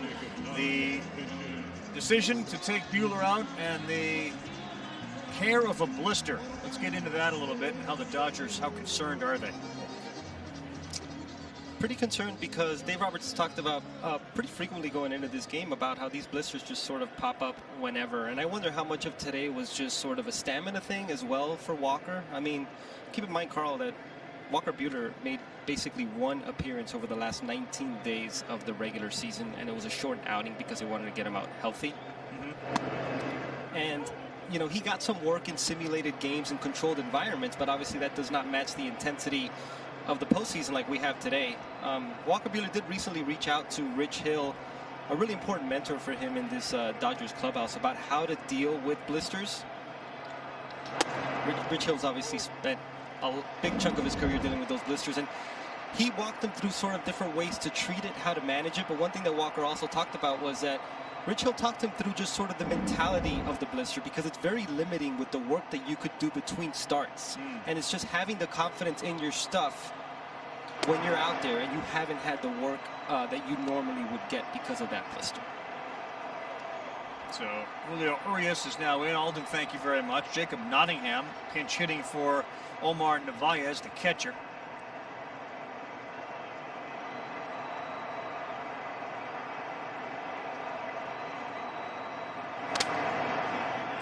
Jim Palmer taught me a long time ago, when you have a blister and you can't get that feel on the ball and you can't spin it like you'd like, that's different from getting a guy out and getting hit. So he says people think, oh, you're wimpy for not pitching with a blister. Your fingers as a pitcher are affected. You're in a lot of trouble. So when you think about it, it would be a really difficult thing to have heal in the middle of the season, because you're constantly having the baseball leave those fingers and you're trying to spin them.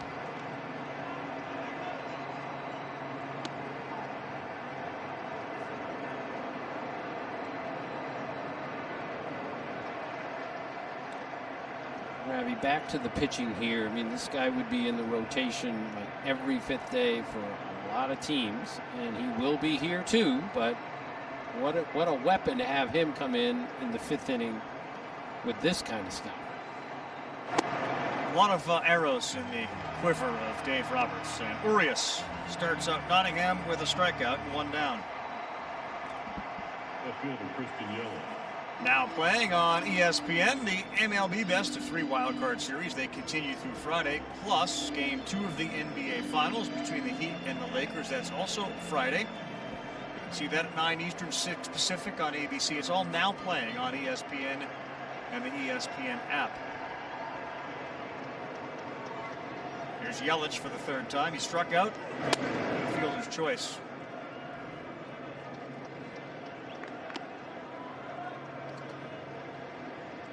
His average dropped 124 points from last year. That's the biggest drop by a batting champ since Norm Cash in 1962.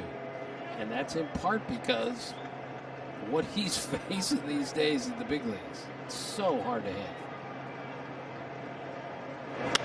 Yelich hit that one hard, and it's underneath the dive of Chris Taylor. So Yelich is aboard. Read that NBA promo. Probably should have reminded people, if you were just watching baseball, the Lakers did end up hammering the Heat tonight in Game 1, 116-98 of the NBA Finals, and now lead it 1-0. Into number 15, Tyrone Taylor. So Yelich aboard, Braun being pinch hit for Tyrone Taylor. I wonder if Braun may have done something to himself, fielding a ball. This is their number 2 hitter in the lineup in the 5th inning of a 1-run game being taken out. Right, with the left-hander on the mound also, so let's hope he's okay. And Tyrone Taylor was getting plenty of at-bats down the stretch, so good opportunity for him to see here, but a huge loss for the Milwaukee Brewers. Ryan Braun swinging the bat really well in the last few weeks of the season.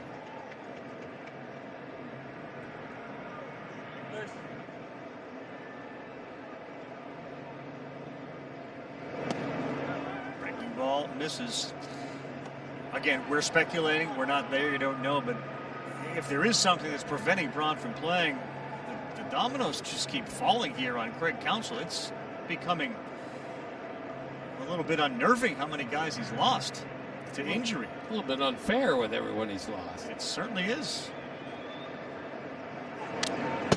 Good rip right there from Taylor as he fouls it straight back. He was joking that he hasn't had a haircut since the season began. And he takes his hat off. His hair is giant because he's pulling out his hair these days, losing all his best players. You look at what Ryan Braun was able to do this season against left-handed pitching, 298. OPS of 670. Wow. Tomahawk chopped that thing, but it's foul.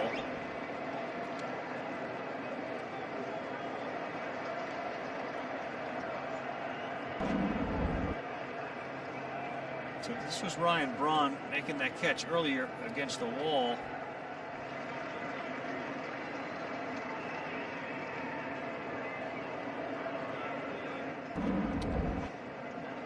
Sure looks like an injury. You don't take a guy with a .337 lifetime average in the postseason out in the 5th inning against a left-handed pitcher. Well, he missed some time also with some back issues. You hope that he's okay from that. Dealt with some back stiffness earlier in September.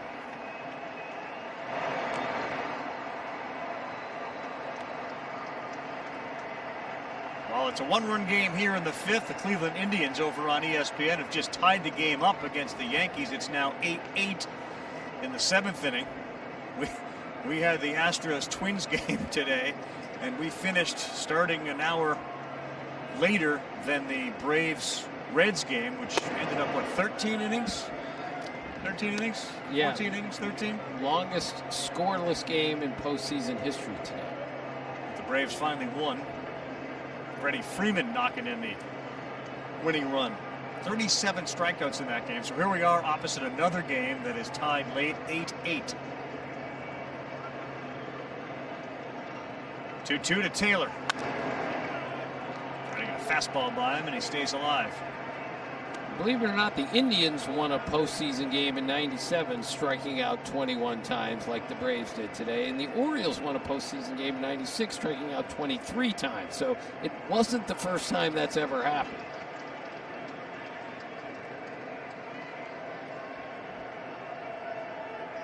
2 homers, 8 RBIs on the season, 22 games for number 15, Taylor. Called back up September 1st from the alternate site, and he chases one high. Hugo of Hair by Hugo believes every customer deserves the personal touch. I'm the Hartford Buck, and I believe Hugo's business does too. With insurance designed for your small business, the Buck's got your back. Justin Topa, the right-hander, warming for the Brewers if Yardley's night is over. Here's Jed Jerko.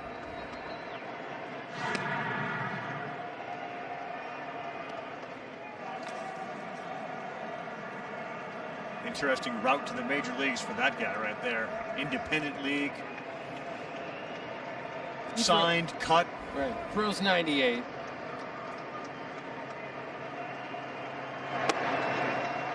Called strike. I like that sudden look of the hitters when they know it's a ball, but what can you do? Just strike one, you still have 2 more to deal with. Good old philosophy is one's for the pitcher, one's for the umpire, and one's for me, the hitter. Good pitch, another strike. That one's for the pitcher. Good pitch.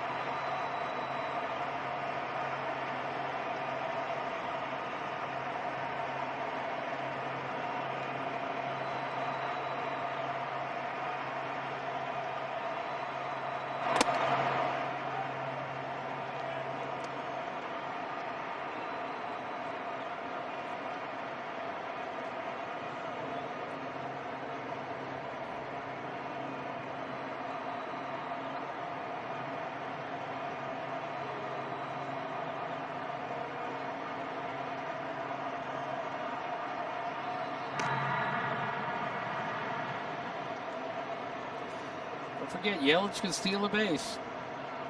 Very good base runner, very good base stealer, rarely gets caught.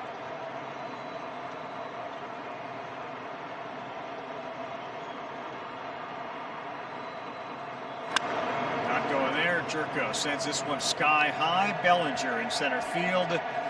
He's under it, and they are done in the top of the 5th. When we come back, after Urias walks off, Turner, Muncy, and Will Smith. Sandy Alomar electing to have Jordan Luplow pinch hit, and in his first playoff plate appearance with 2 on, he does this in the bottom of the 7th, a 2-run double, 8-8 as they go to the 8th. Ravies, the Indians trying to force a Game 3 tomorrow.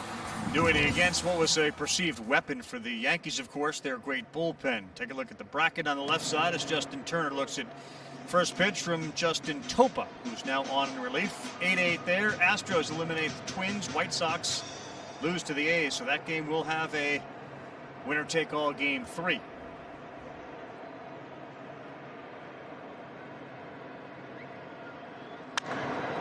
Turner, Goodwood, left field, running back, and Yelich made it look a little easier than it may have been. He makes the catch, and Turner is retired on a line shot. First baseman, let's see. Tyrone Taylor's gone in to play right field. No more Ryan Braun. Nottingham is now behind the plate, and Justin Topa is on the mound. He last pitched Sunday. He had 3 stints with his team, end of August through early September, and then on the 14th of September and 9/16 September to the end. Major League debut was back on the 1st of September against the Tigers. No walks, 12 strikeouts, and a sinker at 98. 29-year-old independent ball. Had a stint, it was the Rangers, then they said see ya, so rather than give up, he went back to independent ball, and he's got himself a spot. And the Brewers, given the injuries, are going to rely on him. Yeah, and this is what's so beautiful about baseball. This guy has banged around, and here he is pitching in Game 1 of the playoffs.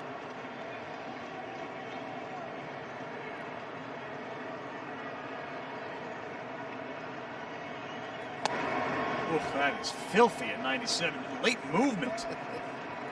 Late action, good location, and Sometimes it's just to find the right fit, right organization, correct message.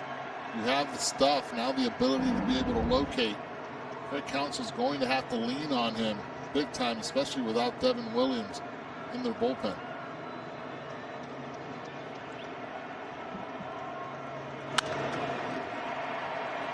Slow roller. Garcia throws him out. Good start so far for Justin Topa. Hey, call the shots during postseason games and compete for cash prizes with MLB Rally, a new free-to-play game where you make at-bat predictions in real time. Download MLB Rally app. Restrictions apply. See official rules, MLB.com/rally.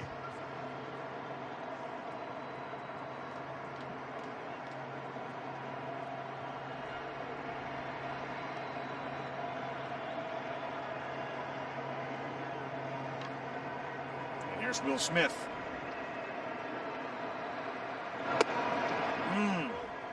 Interesting wrinkle from Topa. We asked Craig Counsell before the game, give us one of your young arms that we don't know everything about. He goes, where do you see this guy?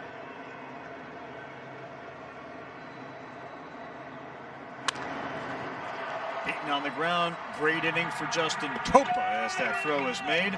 Won't see Braun again. He's got mid-back discomfort, so he's done for the night. Dodgers 3, Brewers 2, heading to the 6th. Los Angeles Dodgers have done a lot of winning. 8 straight National League West titles, the 3rd longest streak in baseball history. They appeared in the World Series in 2017 and 2018. Lost them both. That was the Astros and the Red Sox. Last World Series title came back in 1988. That's a long drought, 32 years for a team that has got so much talent. And 18 franchises have won the World Series since the Dodgers last won. Just to tell you how things have changed, when they won in 88, they hit a total of 99 homers the whole season. And this year, in 60 games, they hit 118. Yeah. The superlatives on the regular season are off the charts for that guy, Dave Roberts. Justin Topa looked really good for the Brewers, and now Urias back for another inning.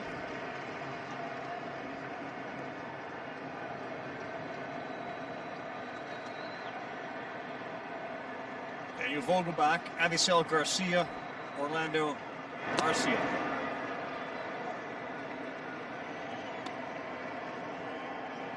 Last at bat, Vogelbach hit a curveball the other way. Against Walker Buehler, this time left on left, advantage Urias.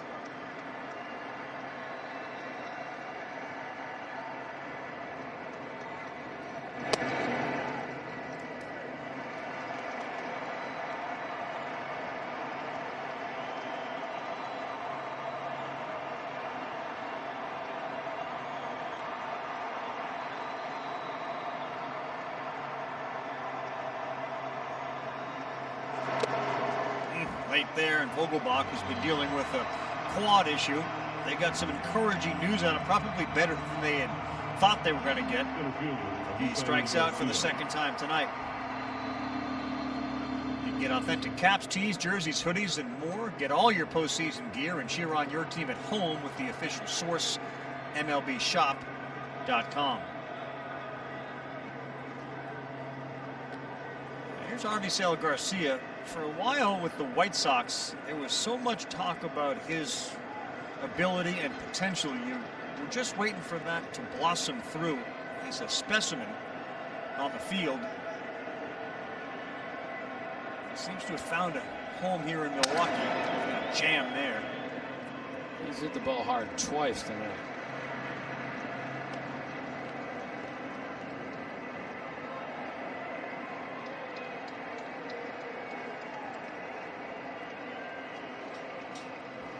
Little cut right there, got in on him. That'll be a souvenir. Most likely he'll be able to go get it at Brewers.com.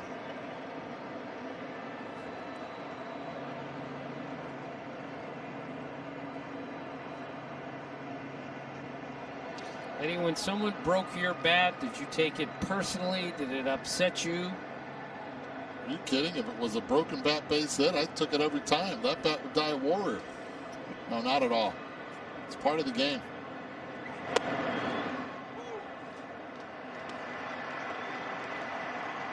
Another thing that was part of the game in 2020, Eddie, have been injuries, and it certainly was affecting Garcia about a month ago. He was dealing with a hamstring. So many players in the shortened season, whether it had to do with the fits and starts of getting this thing rolling, have come down with a variety of injuries.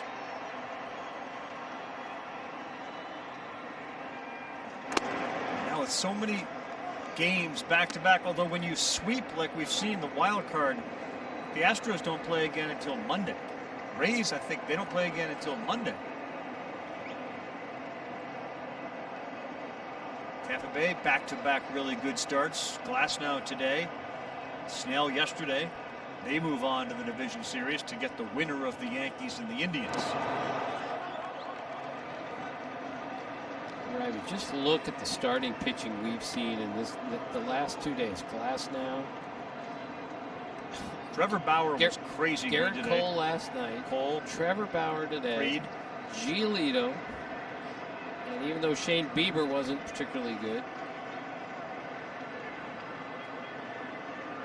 How about the bullpen work of the Astros?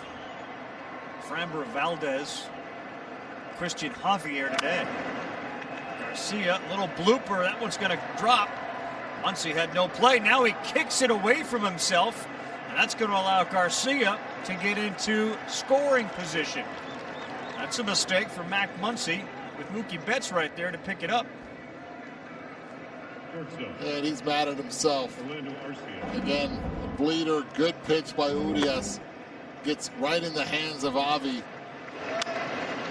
Outfield playing normal depth, no chance right there for Mookie. Then he kicks it away, and Avi hustling through.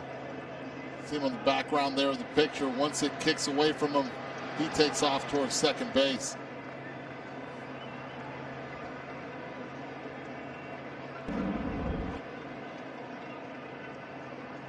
And a good hitter up, Orlando Arcia, who homered his last time up.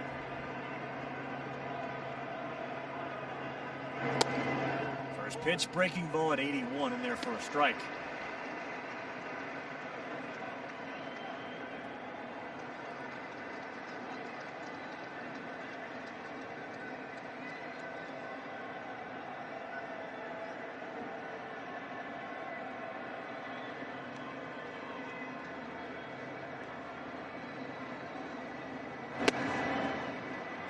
To 92. Probably Eddie felt a little quicker than that after that 81-mile-an-hour pitch. Absolutely in good location, up right there. And we've seen him do two things since he's been ahead. He either goes again up in the zone, or he'll come back with that sweeping breaking pitch. Way in.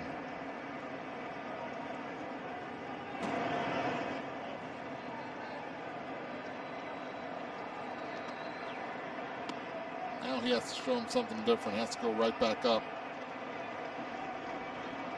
Mookie Betts most likely taking a couple steps in with 2 strikes. Gets the tendency of jamming a lot of right-handed hitters. We saw it earlier with Avi, even though that was a breaking pitch that he got jammed on. 4-time Gold Glover out there in right field. Betts.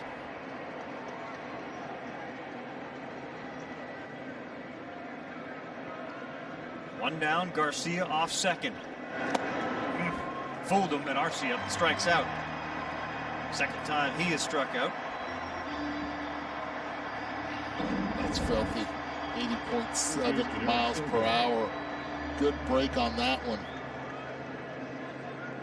Urias showing really good command with that breaking stuff.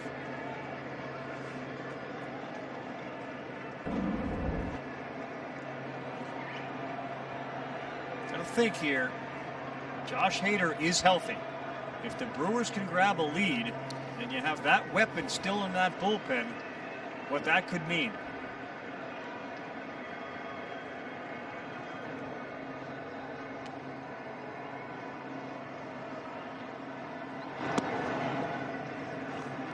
Good pitch called, ball 1 to Eric Sogard.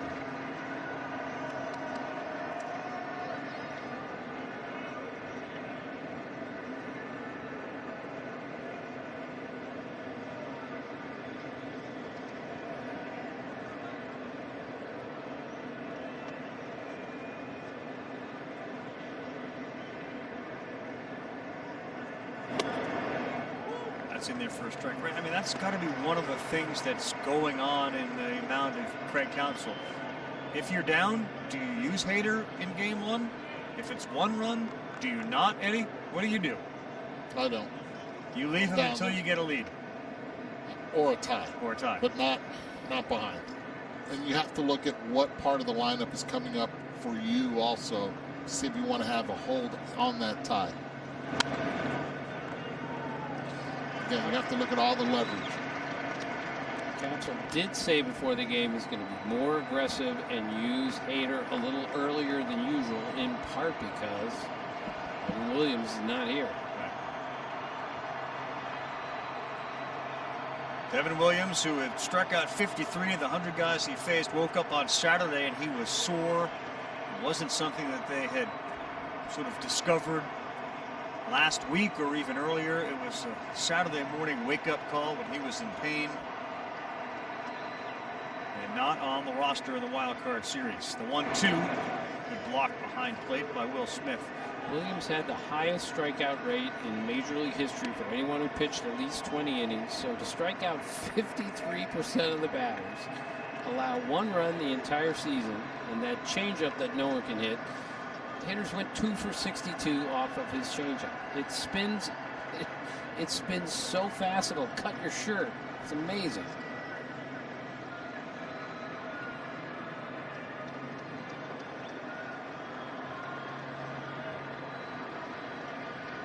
Two outs, 2-2 pitch. Fouls it off. The part of the Williams story, which in some ways makes you think, like, what is Topa going to turn into? Devin Williams' spring training was like not really on the roster. He wasn't going to make the team. Then they break. He comes back in the summer and he looks much better. And because of the shortened season and the number of pitches, well, then we're going to keep him on the team. But back in the spring, he wasn't even going to be on the club. Again, the beauty of baseball, Ravi, this doesn't happen in the NBA where some guy comes from the D League and is suddenly the best three-point shooter in the league. It doesn't work that way.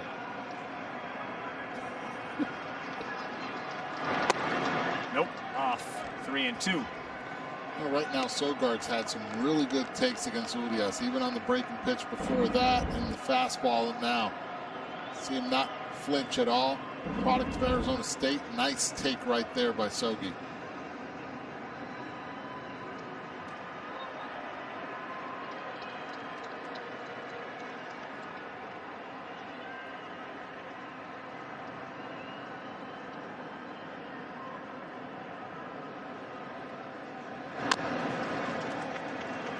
Will go to first himself as he gets Sogard, Garcia stranded at second. Well, read into what you want. Josh Hader is tying his shoes as we go to break. Tying his shoes. 2020 Wild Card Series is presented by Hankook Tire. Well, we've never done October like this before, and that means anything can happen. MLB's got you covered on Facebook, Instagram, Twitter, and YouTube. So far, we've seen a lot happening all across this country, from East Coast to West Coast, as teams play on their home fields, and then it's off to bubbles. The American League Division Series will be played in National League parks, and National League Division Series in American League parks. Houston and Texas, San Diego, and Dodger Stadium. It's not lost on people that the Astros will be going back to Dodger Stadium to play the next round. Bellinger a swing and a miss. So, Ravi, 6 years ago, Lance Berkman told me, he said, every night now, someone comes out of the bullpen throwing 95 miles an hour, and I've never even heard of it. That's where it all started, and now it happens every night. And this kid's a perfect example.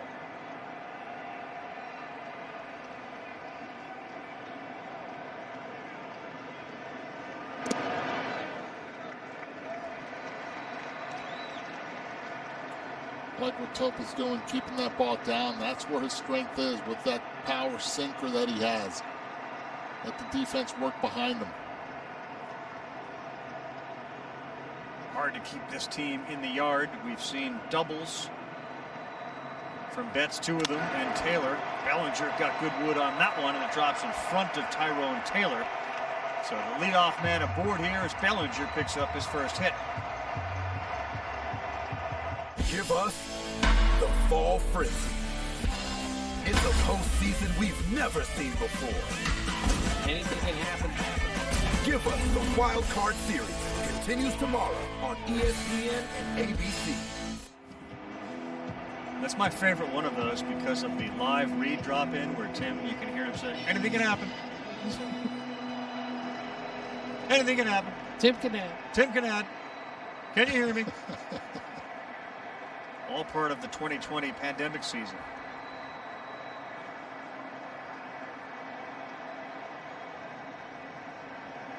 A.J. Pollock, a walk, and he flew out to center.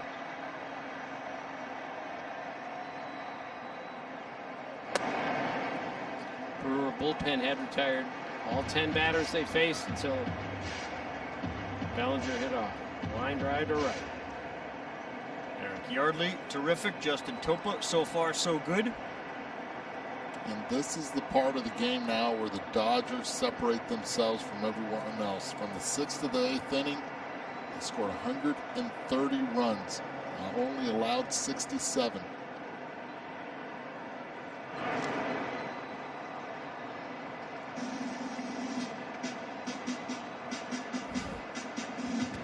Ball and glove met Bellinger's midsection at the same time he met the base.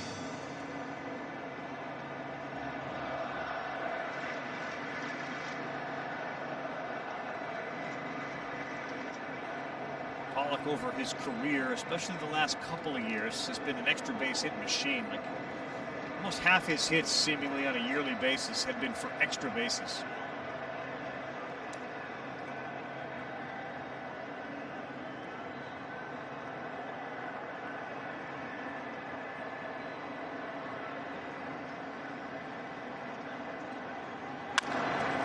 Gets that one on the ground. Arcia, Kira, double play. They get A.J. Pollock, and a nice job by the Brewers to turn it as Topa does what he does best. Gets that ball down and tosses the ground into a double play. Not only does it get it down, it's that late sink action to it. See right there, Pollock hits the ball hard, and by doing so, makes it a lot easier for that double play to happen. Perfect feed here from Arcia.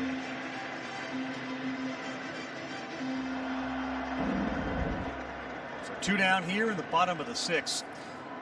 Interesting development going on in that New York-Cleveland game. So the Indians, and this is just a broader baseball discussion. The Indians have 2 men on in the 8th and nobody out. 8th inning, and Aroldis Chapman has come into the game for the Yankees. On the road, tie game, 8th inning, 2 on, nobody out. Aaron Boone is called on Aroldis Chapman. That game on ESPN. Edward Rios bats ahead 1-0.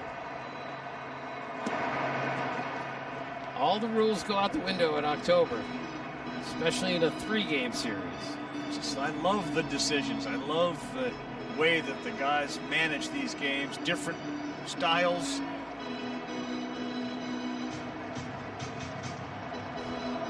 Putting the decision over there in Sandy Alomar to see if he bunts Cesar Hernandez or not.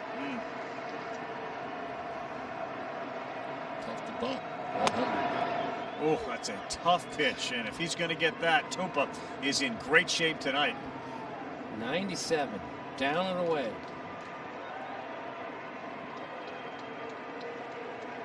Well, the Aroldis Chapman thing didn't work. Cesar Hernandez just blooped a single into left field. The Indians lead it 9-8. You'll see it in a moment.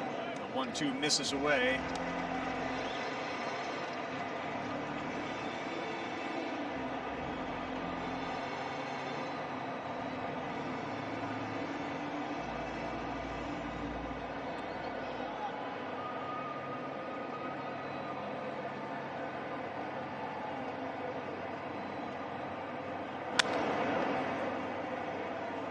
No target there by Nottingham. Behind the plate, making sure that Topa keeps that ball down, especially against the good power of Rios at the plate.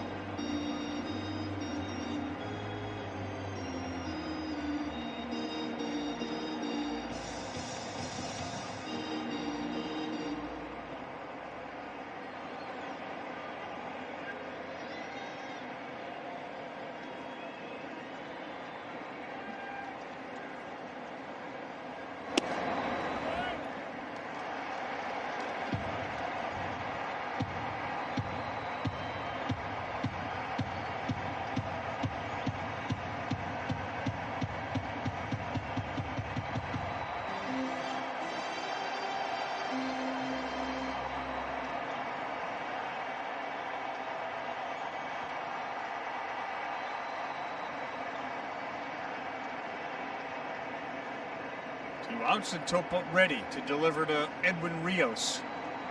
3-2 foul ball.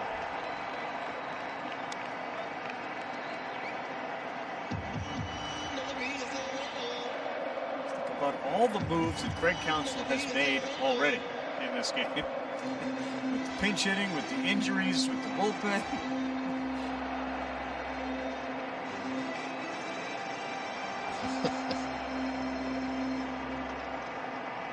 Really engaging guy to talk to, fun guy to speak to when you get a chance to on these Zoom calls. You could kind of talk to him for hours, knowing he has no time to do that, but he's so interesting. Inside ball 4.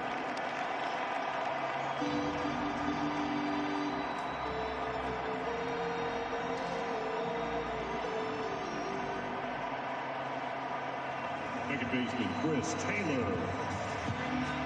He's already managing the next inning. He's thinking about the possible matchups that he's going to get, not only in the 6th, but not only in the bottom of the 7th inning, but also the 8th. So Chris Taylor's first at bat with a runner on base. Again, 392 this year with runners on, 189 with the bases empty. This is his spot. Nottingham gets a new catcher's glove.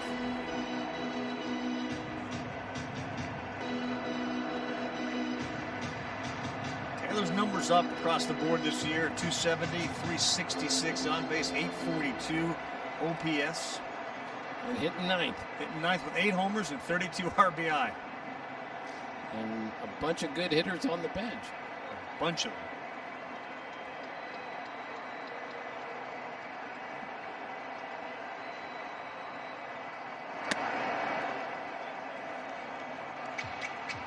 It's a heck of a take.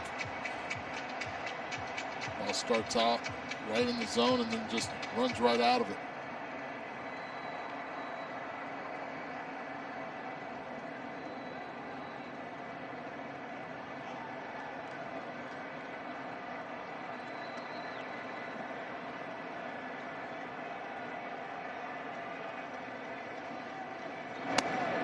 That's a good one there. Evens it up 1-1.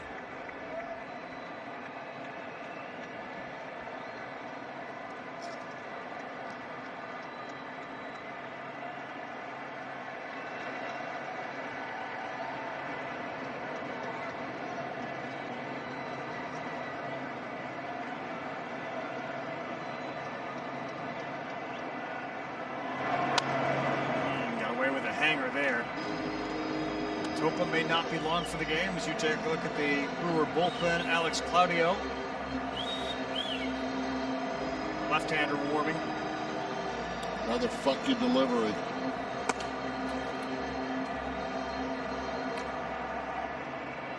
It's part of the resume application. You have to have funky delivery to be in the Brewer pen. Half the battle, deception. Hiding the baseball. Disrupt the timing. 1-2 to Taylor, trying to get through the 6th. Just look at the location of these pitches. None of them are basically above the knees.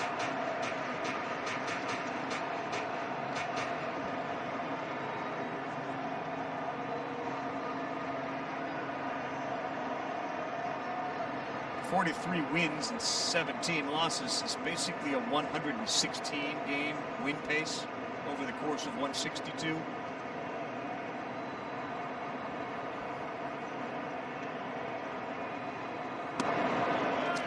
Again, shortened season, but the 54 Indians were the last team to have a winning percentage this high at the end of the season. Again, the 44 Cardinals were the last team to lead the major leagues in homers and have the lowest ERA. That's how you lead at ERA and hit the ball out of the ballpark. That helps. Pretty good combination. Gonna win some games.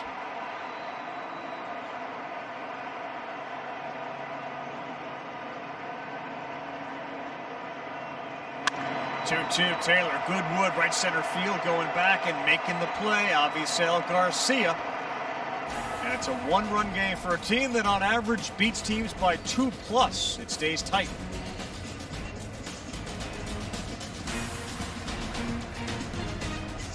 by Google Cloud. The numbers may be down as far as average, etc., but Kirkjian Yelich, when you're hitting the ball 94 on average, right behind Tatis Jr., ahead of Mike Trout, you're generally going to have more success.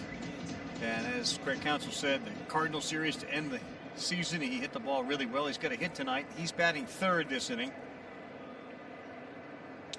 Yeah, and that hit was 104 miles per hour. They just need him to elevate it now. Both bullpens, and I understand that one of them is Julio Urias, and the Brewers have used a couple of guys out of the pen in Topa and Yardley. They've both been really good tonight, as Urias deals with Keston Hiura. And twice he's chased that high fastball. He's behind 0-2.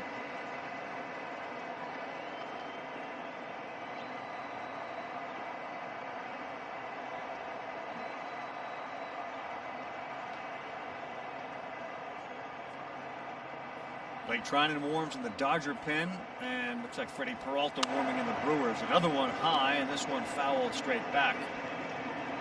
Will Smith gives a look. He sees the cardboard cutouts and says no. What did Justin Turner say tonight? That they would throw the ball at the cardboard cutouts. Down the clown, is that what he called it? Yeah. A.J. Pollock picks it up, fires it at those cardboard cutouts. He's playing down the clown.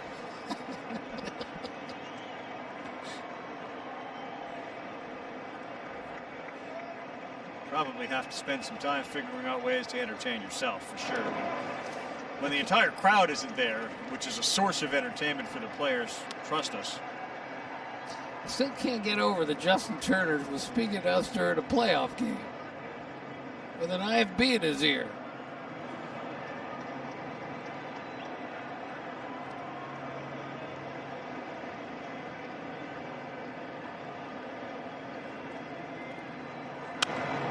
Hiura just underneath it, and he popped it up. Pollock is there. You mentioned Turner wearing the microphone and having a conversation. Let's take a look back at some of that. Keep an eye on AJ when he has to go get those balls down the left field line. He throws them about 100 miles an hour at those cardboard cutouts in left field. He's like playing down a clown out there. Confirmed down a clown. This personalizes and humanizes the players more than anything when they wear a mic and just show everyone that you can have fun playing this game. And again, and it's not for everyone. I mean, clearly, this is sort of like the tennis thing or the golf thing. There are certain golfers, when you get a chance to know some of them, and they play with each other, they're yelling in backswings. They're doing everything. They're talking. They don't care. And then there are others who will literally look at you if you sneeze, as it disrupts concentration. Same for baseball players. And the more you play with them, each individual, you get to know their personalities. You know who you can approach, who you can't approach. Justin Turner, he's one of the ones that you can. Mookie Betts, definitely you can.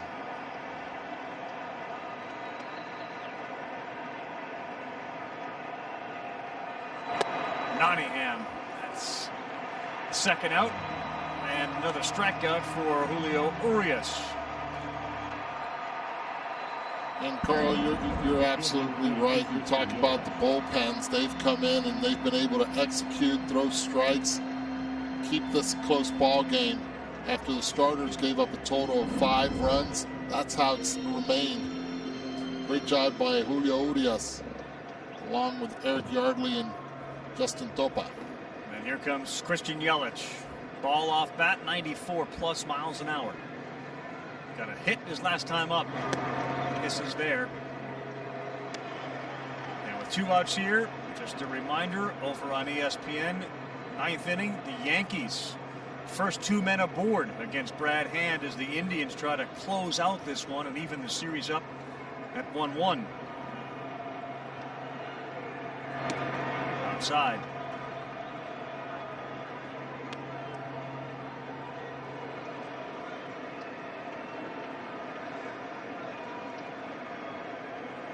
Yelich did not finish the season on a high note. 2 hits in his last 22 at-bats. 3 RBIs in his last 19 games, and they were all on home runs.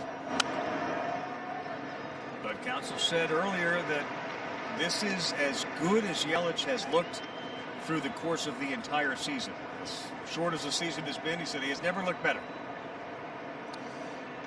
He's been more patient this year, even though he's always been patient, but by not swinging as often, he's been getting behind in the count, too many 2-strike counts.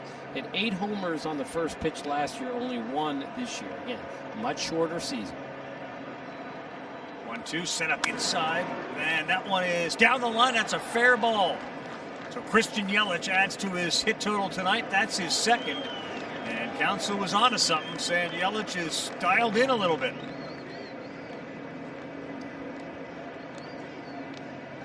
Another hard hit ball for Kirkjian Yelich. This one up in the zone, he lets it travel and he hits and barrels it the other way. Again, this is where Urias has been successful. He hits his spot. He executes his pitch. The problem is Kirkjian Yelich beat him to that spot. Nicely done. Driving it the other way now. Runner in scoring position. No Ryan Braun. Travis Shaw told me a few years ago, bat to ball, he's the best hitter I've ever played with. And there's another example. That was not an easy pitch to fight off, but he served it down the line where nobody was playing. Tying runners at second base against Urias and with Tyrone Taylor. Braun left this game with some mid-back discomfort after banging into the wall. In fact, one of those plays where you didn't really hit the wall that hard, but you hit it in a way that it caused your back to seize up on you. So a big spot for Taylor, who's been inserted into the number 2 spot in the lineup.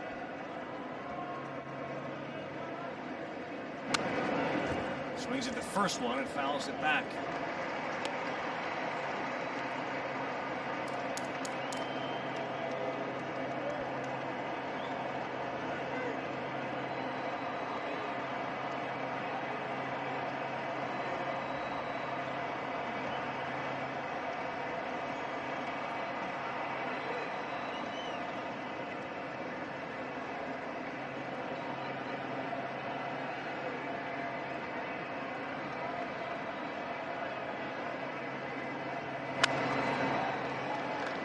Up and playable. Yelich is sprinting and Turner is ignoring it. He makes the play. Urias gets out of it. Bottom 7 coming up. Mookie's coming up. It's a 1-run game.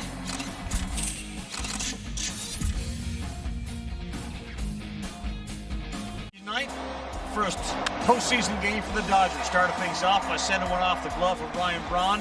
May have started the back injury on that play. And then his next time up, sent one in the left center field, hustled in for a double, and played it a run. It was Taylor who scored. Mookie Betts is 2 for 3 tonight. He struck out his last time up, and the rest of the team has got 2 hits.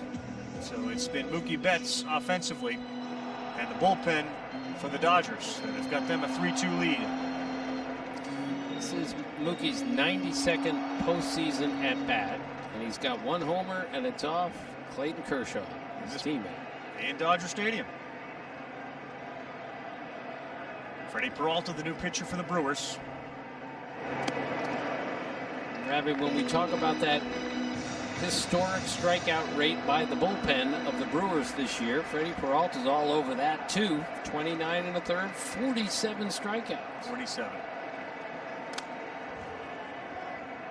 Saw that like a rise ball from Peralta to even the count at 1-1. It's interesting, they had the tying run at second, and there's no Josh Hader movement in the bullpen. So how quickly he can get ready if the Brewers are ever able to tie or get the lead is interesting to see when Counsell goes to that one. That's got some of the K-zone, but called a ball. There's Hader. And Freddie Peralta gets good extension also on the release point. Way out in front, the velocity might just be 93 to 93.3 miles per hour, but that extension goes all the way out to 7.5 feet.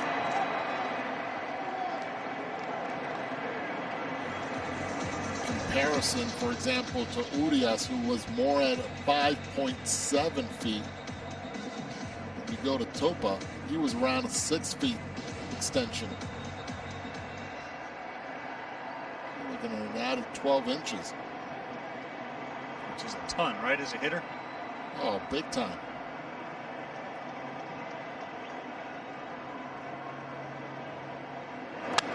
Mookie turns this one around deep to left field, and it is caught by Yelich just in front of the wall. The ballpark holds Betts, and he's retired for the first out. Shortstop, number 5. Got in him just a tad. Almost was able to muscle it out of Dodger Stadium. Watch where this ball hits. Brings in the hands as much as he can, just right above the label.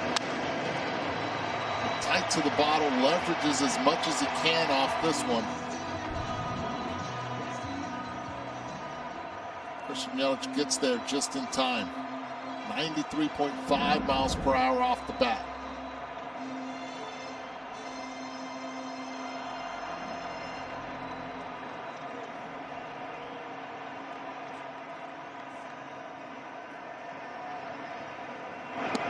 First pitch to Seager misses. Bring Alden Gonzalez back in from Dodger Stadium just to talk about the season Seager is having, and I'll preface it by saying Dave Roberts told us before the season started, just keep an eye on Corey Seager. Yeah, it seemed like most of the public outside of Los Angeles seemingly forgot about Corey Seager, obviously with Mookie Betts coming on and the season Cody Bellinger had. But he's proven this year that he's back among the best young shortstops in the game like he was a couple of years ago, and I think the big key for him has been he's more than a full year removed from that hip surgery that he had.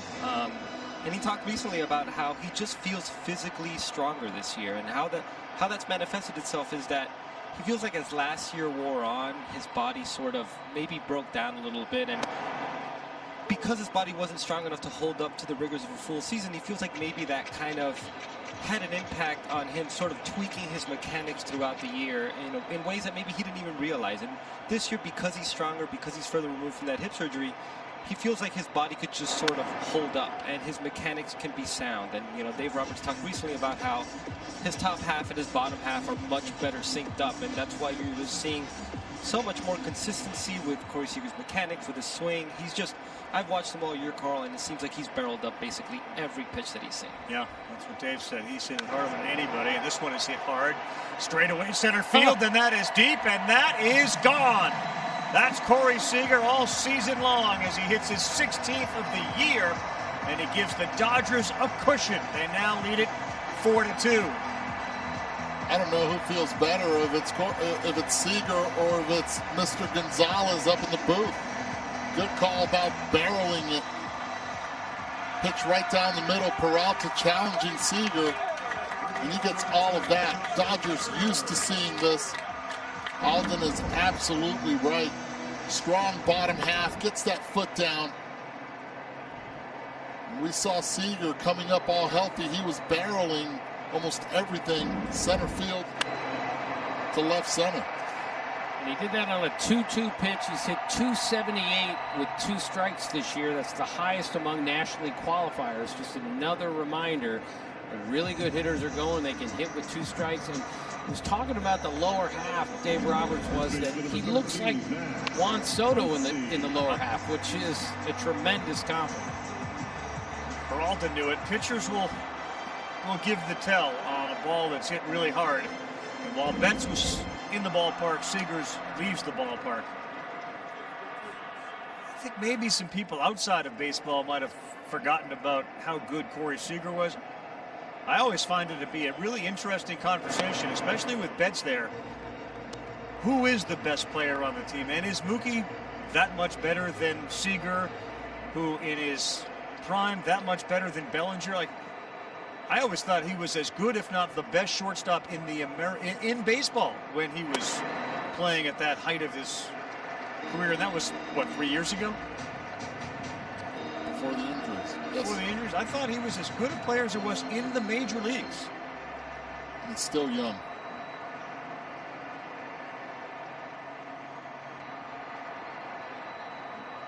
Remember, his rookie year, he came up right in the middle of a pennant race. Yeah. And went straight into the playoffs. And I had one of the Dodgers tell me, so the guy's played 15 Major League games. He's the second best hitter on our team. Well, you're about to see that score in the upper right-hand part of the screen change from 9-9 to 10-9 as the Yankees are able to get to Brad Hand, who is on to close it. DJ LeMahieu just delivered the go-ahead run, and it's New York 10, Cleveland 9. And Hand is coming out of the game with 2 outs in the top of the 9th, and runners at second and third. 2 down here, and a 2-1 pitch called strike. Peralta fires one right past Max Muncy. So Muncy has 4 career homers at Dodger Stadium in the postseason. So does Justin Turner. Jock Peterson has 5. Steve Garvey has 5. But the most homers in the postseason ever hit are by Reggie Jackson, who never played for the Dodgers.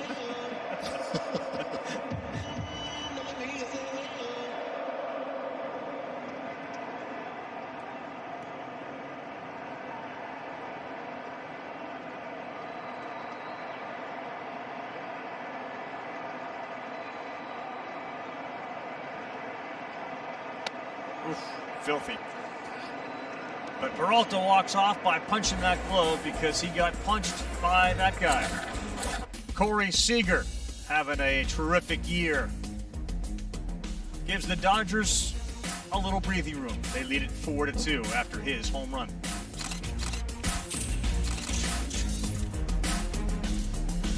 Led the Yankees 9-8 in the 9th. Brad Hand, however, after giving up a Gary Sanchez sac fly on an 0-2 pitch, DJ LeMahieu with the 7-hopper up the middle. The AL batting champ giving the Yankees a 10-9 lead in the top of the 9th inning. Incredible there.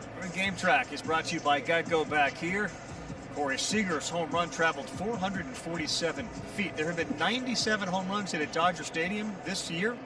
That's the longest home run hit at Dodger Stadium this season. Shortstop, 447 feet. Gave all that love to Mookie Betts as the guy that had done the damage, and instead it's Corey Seager who delivers. It's Blake Trinan now. He's got a 2-run lead to start the top of the 8th inning.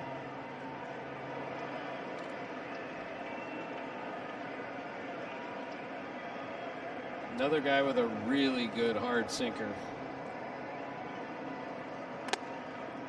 Tremendous movement on virtually everything.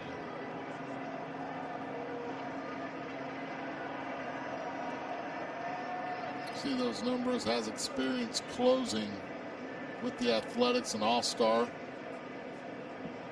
couple years ago. Had some injuries, and now the Dodgers have put him in this situation to hand the ball to Kenny Jensen.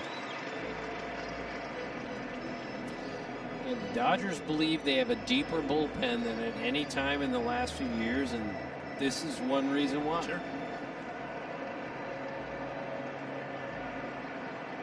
You better have a deep bullpen this postseason. He went there 2-2. It's not universal. Certainly we've seen in years past Hall of Famers, especially a guy like Trevor Hoffman, that you can get outs without power. But just think of what we've seen over the first couple of days with bullpens. Brad Hand doesn't throw 97. We saw Sergio Romo the other day blow a game for the Twins. Granted, there was an error involved. But do you both want power at the end of a game on the mound? I take power at the beginning, end, middle. I mean, that's what the game has really become, especially, but you're right, at the end of the game, finesse does not give you consistency. You want that swing and miss potential. And that's a little bit of a question mark, is it not, with Kenley Jansen and the Dodgers? A little bit of a question mark? I think it's a big question mark. Jerko flies out into the glove of Bellinger. What's he gonna chase? The slider? Nah. The changeup? Oh, I've got it. Curveball. Never halfway. On Coop Tire.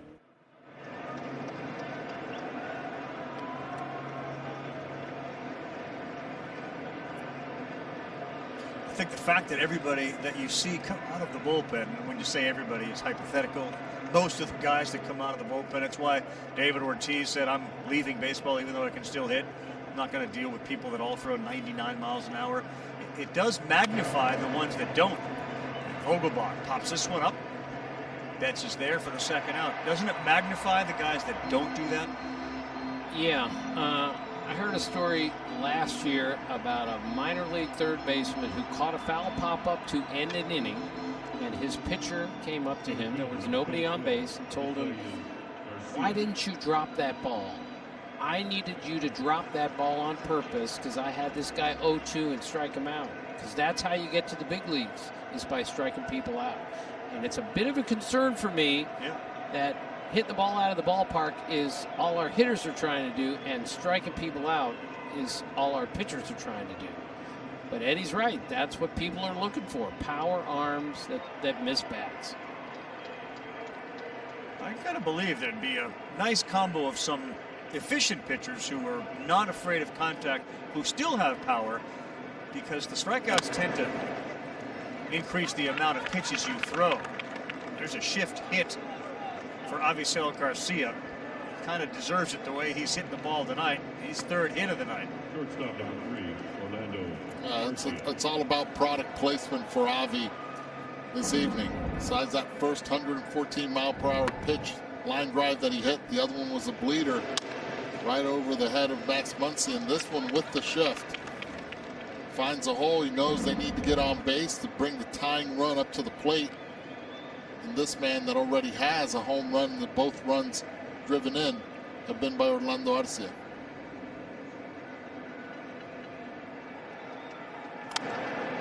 See, it's not fair, Eddie, to have you say Orlando's name the way you say it, because then when Tim or I say it, it doesn't have the same inflection, doesn't have the same roll. Oh, Arcia. I'm sorry. Orlando Arcia. Well, I like it better the way you I like it the way you say it.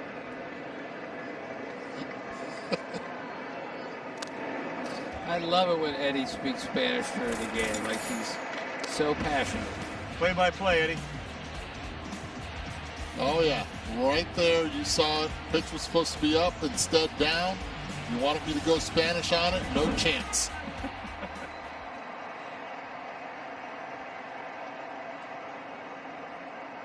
Get Ernesto Jerez. Best home run calls ever. Oof, Garcia gone as Trinan strikes him out. There's that downward movement that is just not fair. If it didn't hit dirt, it'd be 17 feet under the ground.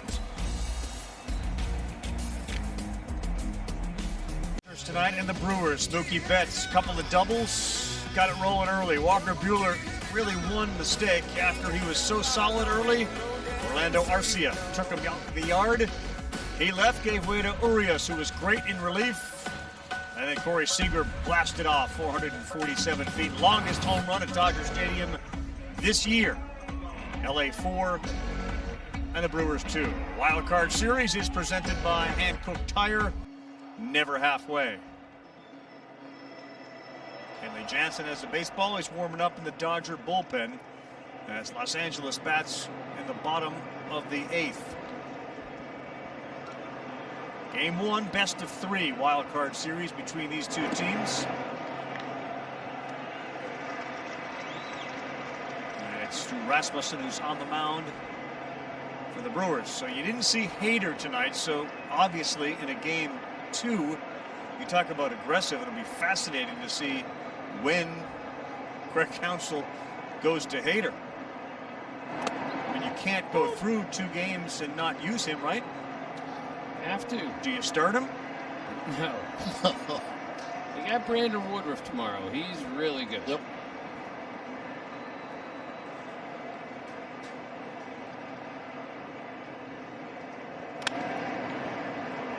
His bullpen has been... They've been very good. Pretty darn good. He's got weapons, and this guy's, despite a high ERA, has got 21 strikeouts in 15 innings and just threw 98. I'll tell you this, Milwaukee Brewers, if they can come back, tie this game, bottom of the 9th, you bring in Josh Hader. Don't think about it twice. Right now, you can't do it when you're down by 1 or 2 runs, as we are right now, 4-2.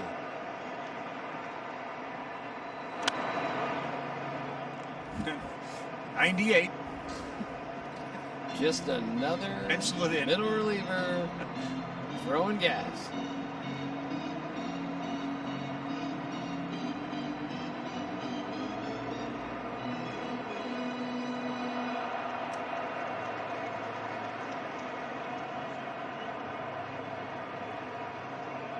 Next one to Will Smith. 2-2.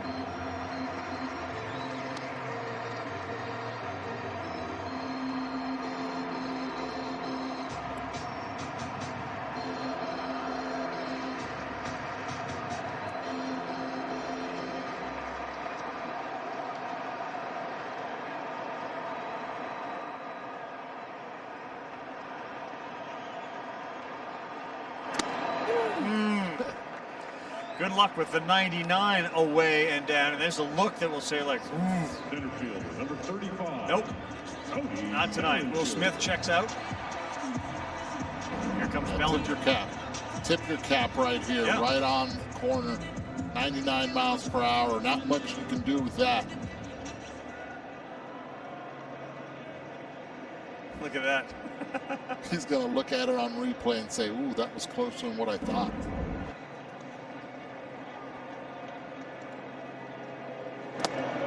Ball's away. So, Tim, I thought you were going to bring up the fact that the average run differential that the Dodgers have beaten teams by is only in comparison to the 39 Yankees and the 27 Yankees, right? Two of the greatest teams of all time. Exactly.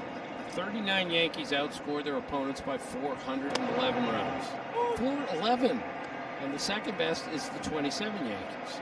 And only 5 teams have ever outscored their opponent by over 2 runs per game, and none since World War II. And again, we've only played 60 games, but this is a historic outscoring of the opponent that the Dodgers are doing this year. 411 runs in 154 games. 27 Yankees, of course, were the Ruth 60 home runs and the Gehrig, and then the 39 Yankees were the DiMaggio, Bill Dickey teams. Like, these are ridiculously great teams, and that's the type of run differential the Dodgers have put up. I don't know whether you ascribe it to the season that we've had, which is a different season, to the, like, would that have been the way over 162? You don't know the answer to that question. Right. My guess is they would not have broken the record by the 39 Yankees. 411, I don't think was going to fall, but after 60, they were in the conversation.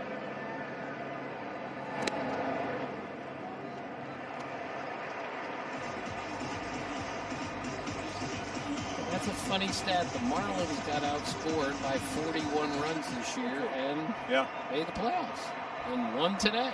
A 1-0 lead over the Cubs. Big home run from Corey Dickerson. 3-2 to Bellinger. Fastball popped up. Garcia makes the play. Indians down to their last out as Chapman has got 2 strikes and 2 outs. Major League Baseball encouraging fans to take an active role in their communities and make a plan to vote this election season. Visit MLB.com/vote to learn more. If the Yankees win tonight, the Indians will be eliminated from the postseason. Another year that Francisco Lindor will not get a chance to play on the biggest stage. You have to wonder, is this his last game for the Indians if they lose here?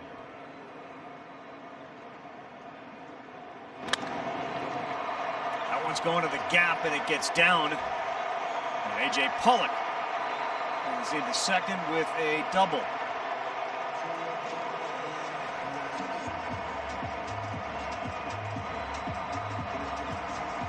Yankees hold on, they'll be facing the Rays. Yep. They're 2-8 against the Rays this year. How great would that series be? Designated hitter number 43, Edwin Rios.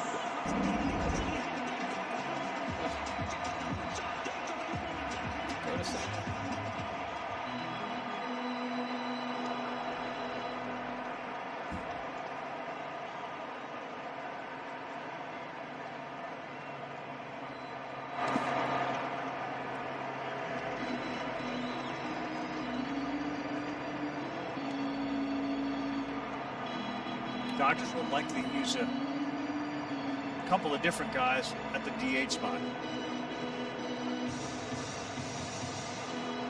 This is why I'm okay with the universal DH. You can move it around, get a guy off his feet for the day, keep some people healthier. I mean, it's coming no matter what. We might as well just put it in. I have not even, and in spite of that, I mean, you could certainly have an opinion on it. I haven't heard a lot of managers, National League, say they don't like it. I think the idea that you're not risking your pitcher injury, it's more offense. I haven't said, Dave Roberts certainly came out and said he likes it.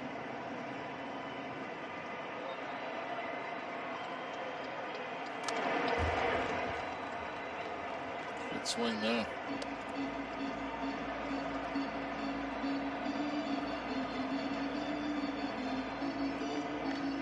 Rasmussen continues to throw BBs.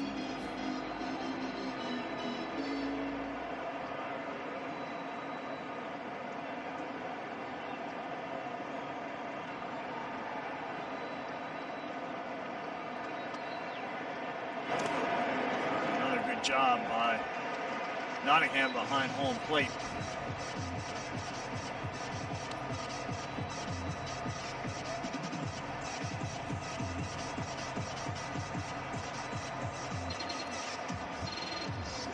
Yelich, we talked about average exit velocity.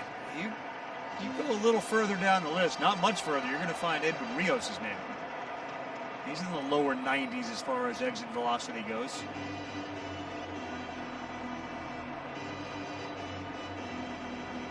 Eight homers and 76 at-bats.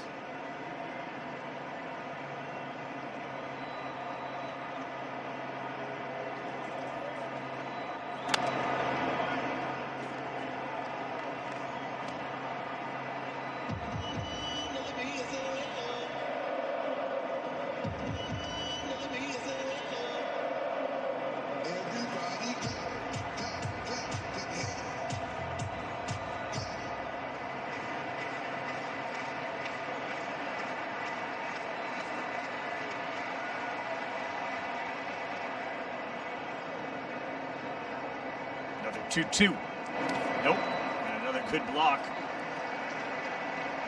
Tell you what, Nottingham back there, he's keeping everything in front of him. Every catching coach country's got to look at this one right here. Straddles it. Keeping it in front of him. 2 already in this at-bat.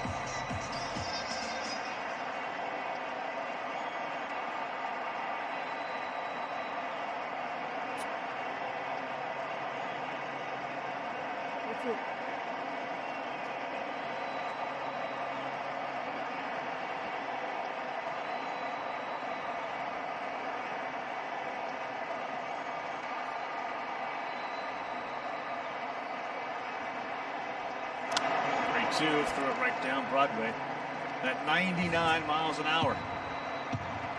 Good at bat from Rios, and any runs would be a benefit for the Dodgers.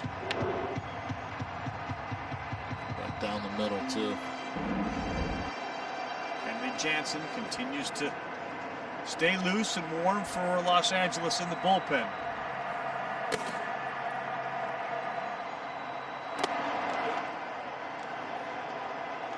Rasmussen gets it done, so it'll be a 2-run deficit when Kenley Jansen comes into the game. Dodger closer charged with getting them game 1 of the wild card series.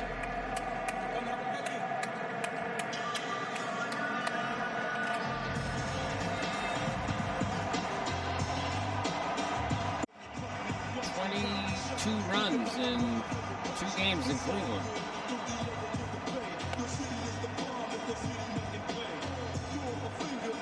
Dave Roberts has moved Kike Hernandez into play second base. He'll be behind Kenley Jansen. I don't see.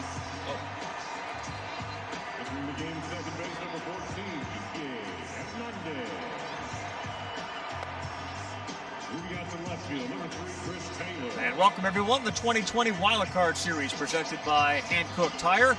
The Dodgers 4, the Brewers 2, Game 1 of this National League Wild Card Series. Mookie Betts, of course, the biggest offseason addition to the Dodgers, helped out early in this one. This is his second double of the game. It came early. He got a leadoff double, and then in the second inning, a double to knock in a run. And then it was Corey Seager in the 7th inning, a 447-foot home run, the longest in Dodger Stadium this season. That gave a little cushion to Los Angeles. Walker Buehler started. Julio Urias came in. It was great. The Brewers are without so many of their key parts, but we saw their bullpen do a heck of a job after their starter really struggled. We got a chance to watch Brent Suter, who had allowed 5 walks this season, issue 5 walks in the game, and they were in it until that home run made it 4-2. Now Kenley Jansen on the mound trying to close it. Tim Kirkjian, Eduardo Perez, Karl Ravech after the Yankees just beat the Indians 10-9 to win that series 2-0. So where's the last game going? We're the last game going. 8 playoff games today.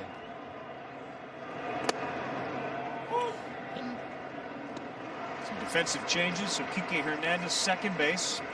Chris Taylor, the Swiss Army knife, has moved into left field where A.J. Pollock was. And many of these guys, Taylor, Kike, will be everyday players on so many teams. Kenley gets this one up in the air, and Bellinger is there for the first out of the 9th inning. After the game at SportsCenter from Los Angeles, Stan and Neil. Stephen A is going to be on to react to Game 1 of the Lakers drubbing of the Heat. Yeah, the Yankees win the marathon.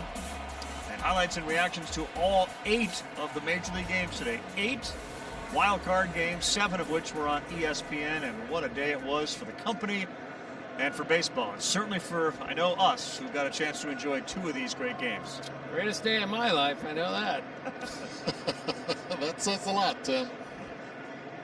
He keeps going back to that well. He's going to get burned by it once. He's going to go home, and Kathy's going to look at him and say, did you say that was the greatest day of your life? Not once or twice, but 3 times? Don't qualify it. You declared it greatest day of my life. Well, it didn't cost me $300,000. Ouch! That's in reference to the... No. Well, you can't just throw it out there. I mean, Eddie, you know what that was in reference to? That extravaganza that we attended last summer. And the great Kelly wonderful was married. extravaganza. Yes, it was wonderful. Apparently it was expensive. You know who you can borrow money from? Dusty.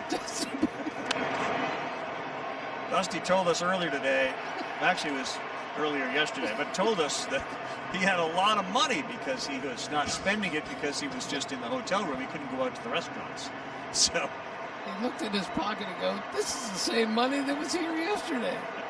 I think Carlos Correa already asked him for a loan. Yeah. One down to the 9th, Jansen to Keston Hura, and that's on the ground. Hira is thrown out by Seager. And Ravi Jansen, of course, is a critical part of this team because he's the closer, and if he can be Kenley Jansen, I'd say a few years ago, dominant closer, and had a nice little comeback here this year, then they really don't have a weakness on this clock. Well, and it's fitting right now. You come in 7, 8, and 9, who you have to face with a 2-run lead, able to get both outs. First 2 guys out. Now you get a pinch hitter come up to the plate.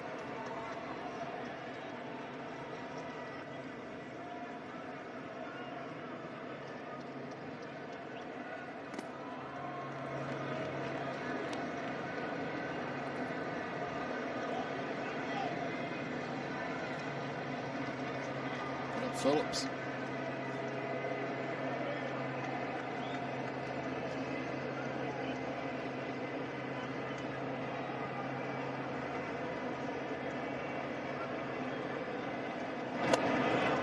Misses 2-0.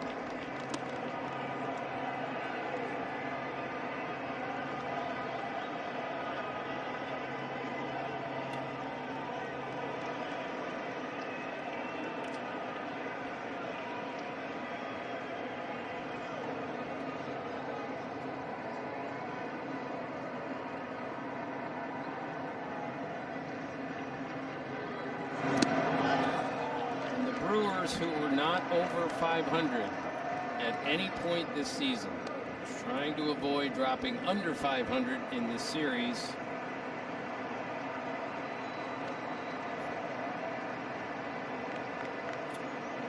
Jansen does not want to walk Jace Peterson. The guy on deck is the very dangerous Kirkjian, who has reached base 3 times tonight. Last 2 at bats, a single and a hard hit double. 3-0, 3-1. Remember, no Ryan Braun, left the game with tightness in his back, and he would be hitting behind Kirkjian. Now that Tyrone Taylor is hitting behind him, so it would be very interesting to see how Jansen, if Yelich were to hit, would approach him. Didn't want to do that. That's a walk, and here comes Kirkjian. 22, Kirkjian. One of the best hitters in the game. There is. Tying run at the plate. This right here is the circle guy. Circle his name. You can't let him beat you, so what do? They put him in the leadoff spot. Now a conversation on the mound, and even if he's the tying run, Tyrone Taylor's on deck. By the way, Josh Hader is loosening in the Brewer bullpen.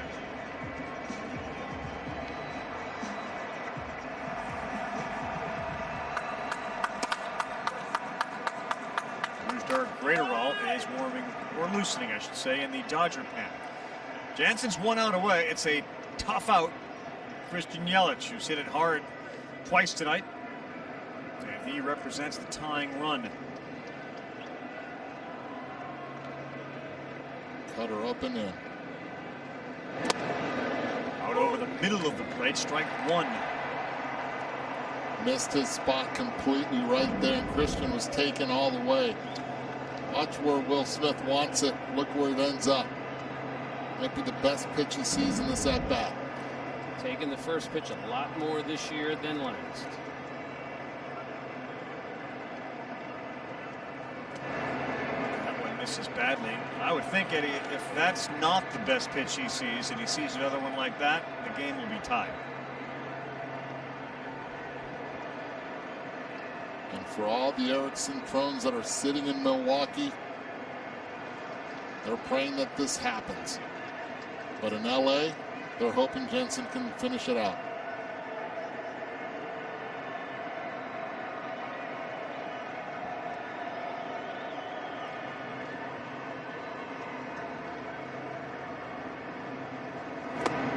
Oof.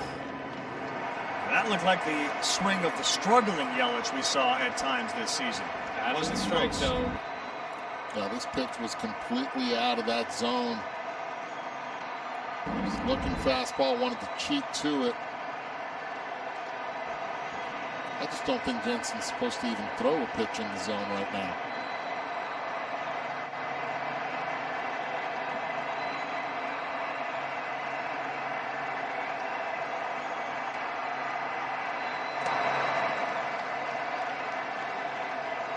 Strikeout rate went from 20.3 to 30.8 this year. Biggest jump in the major leagues. Again, that's so unlike Kirkjian, whose bat-to-ball skills are remarkable.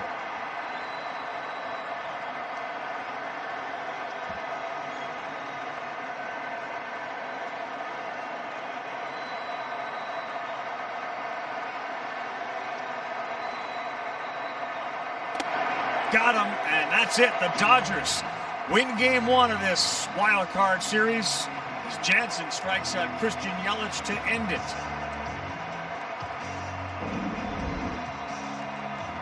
Fastball up in the zone. He gets him on the cutter, 90 miles per hour. Kirkjian swung 2 pitches out of the zone. Kenley Jansen doing what he does best, gets another save for the LA Dodgers, and now they lead this series 1-0. A couple of doubles for Mookie Betts, the home run from Seager. Buehler started. Didn't see the blister, so that's good news for them. We'll have 5 games on ESPN and ABC tomorrow, starting at noon Eastern with Cincinnati and Atlanta.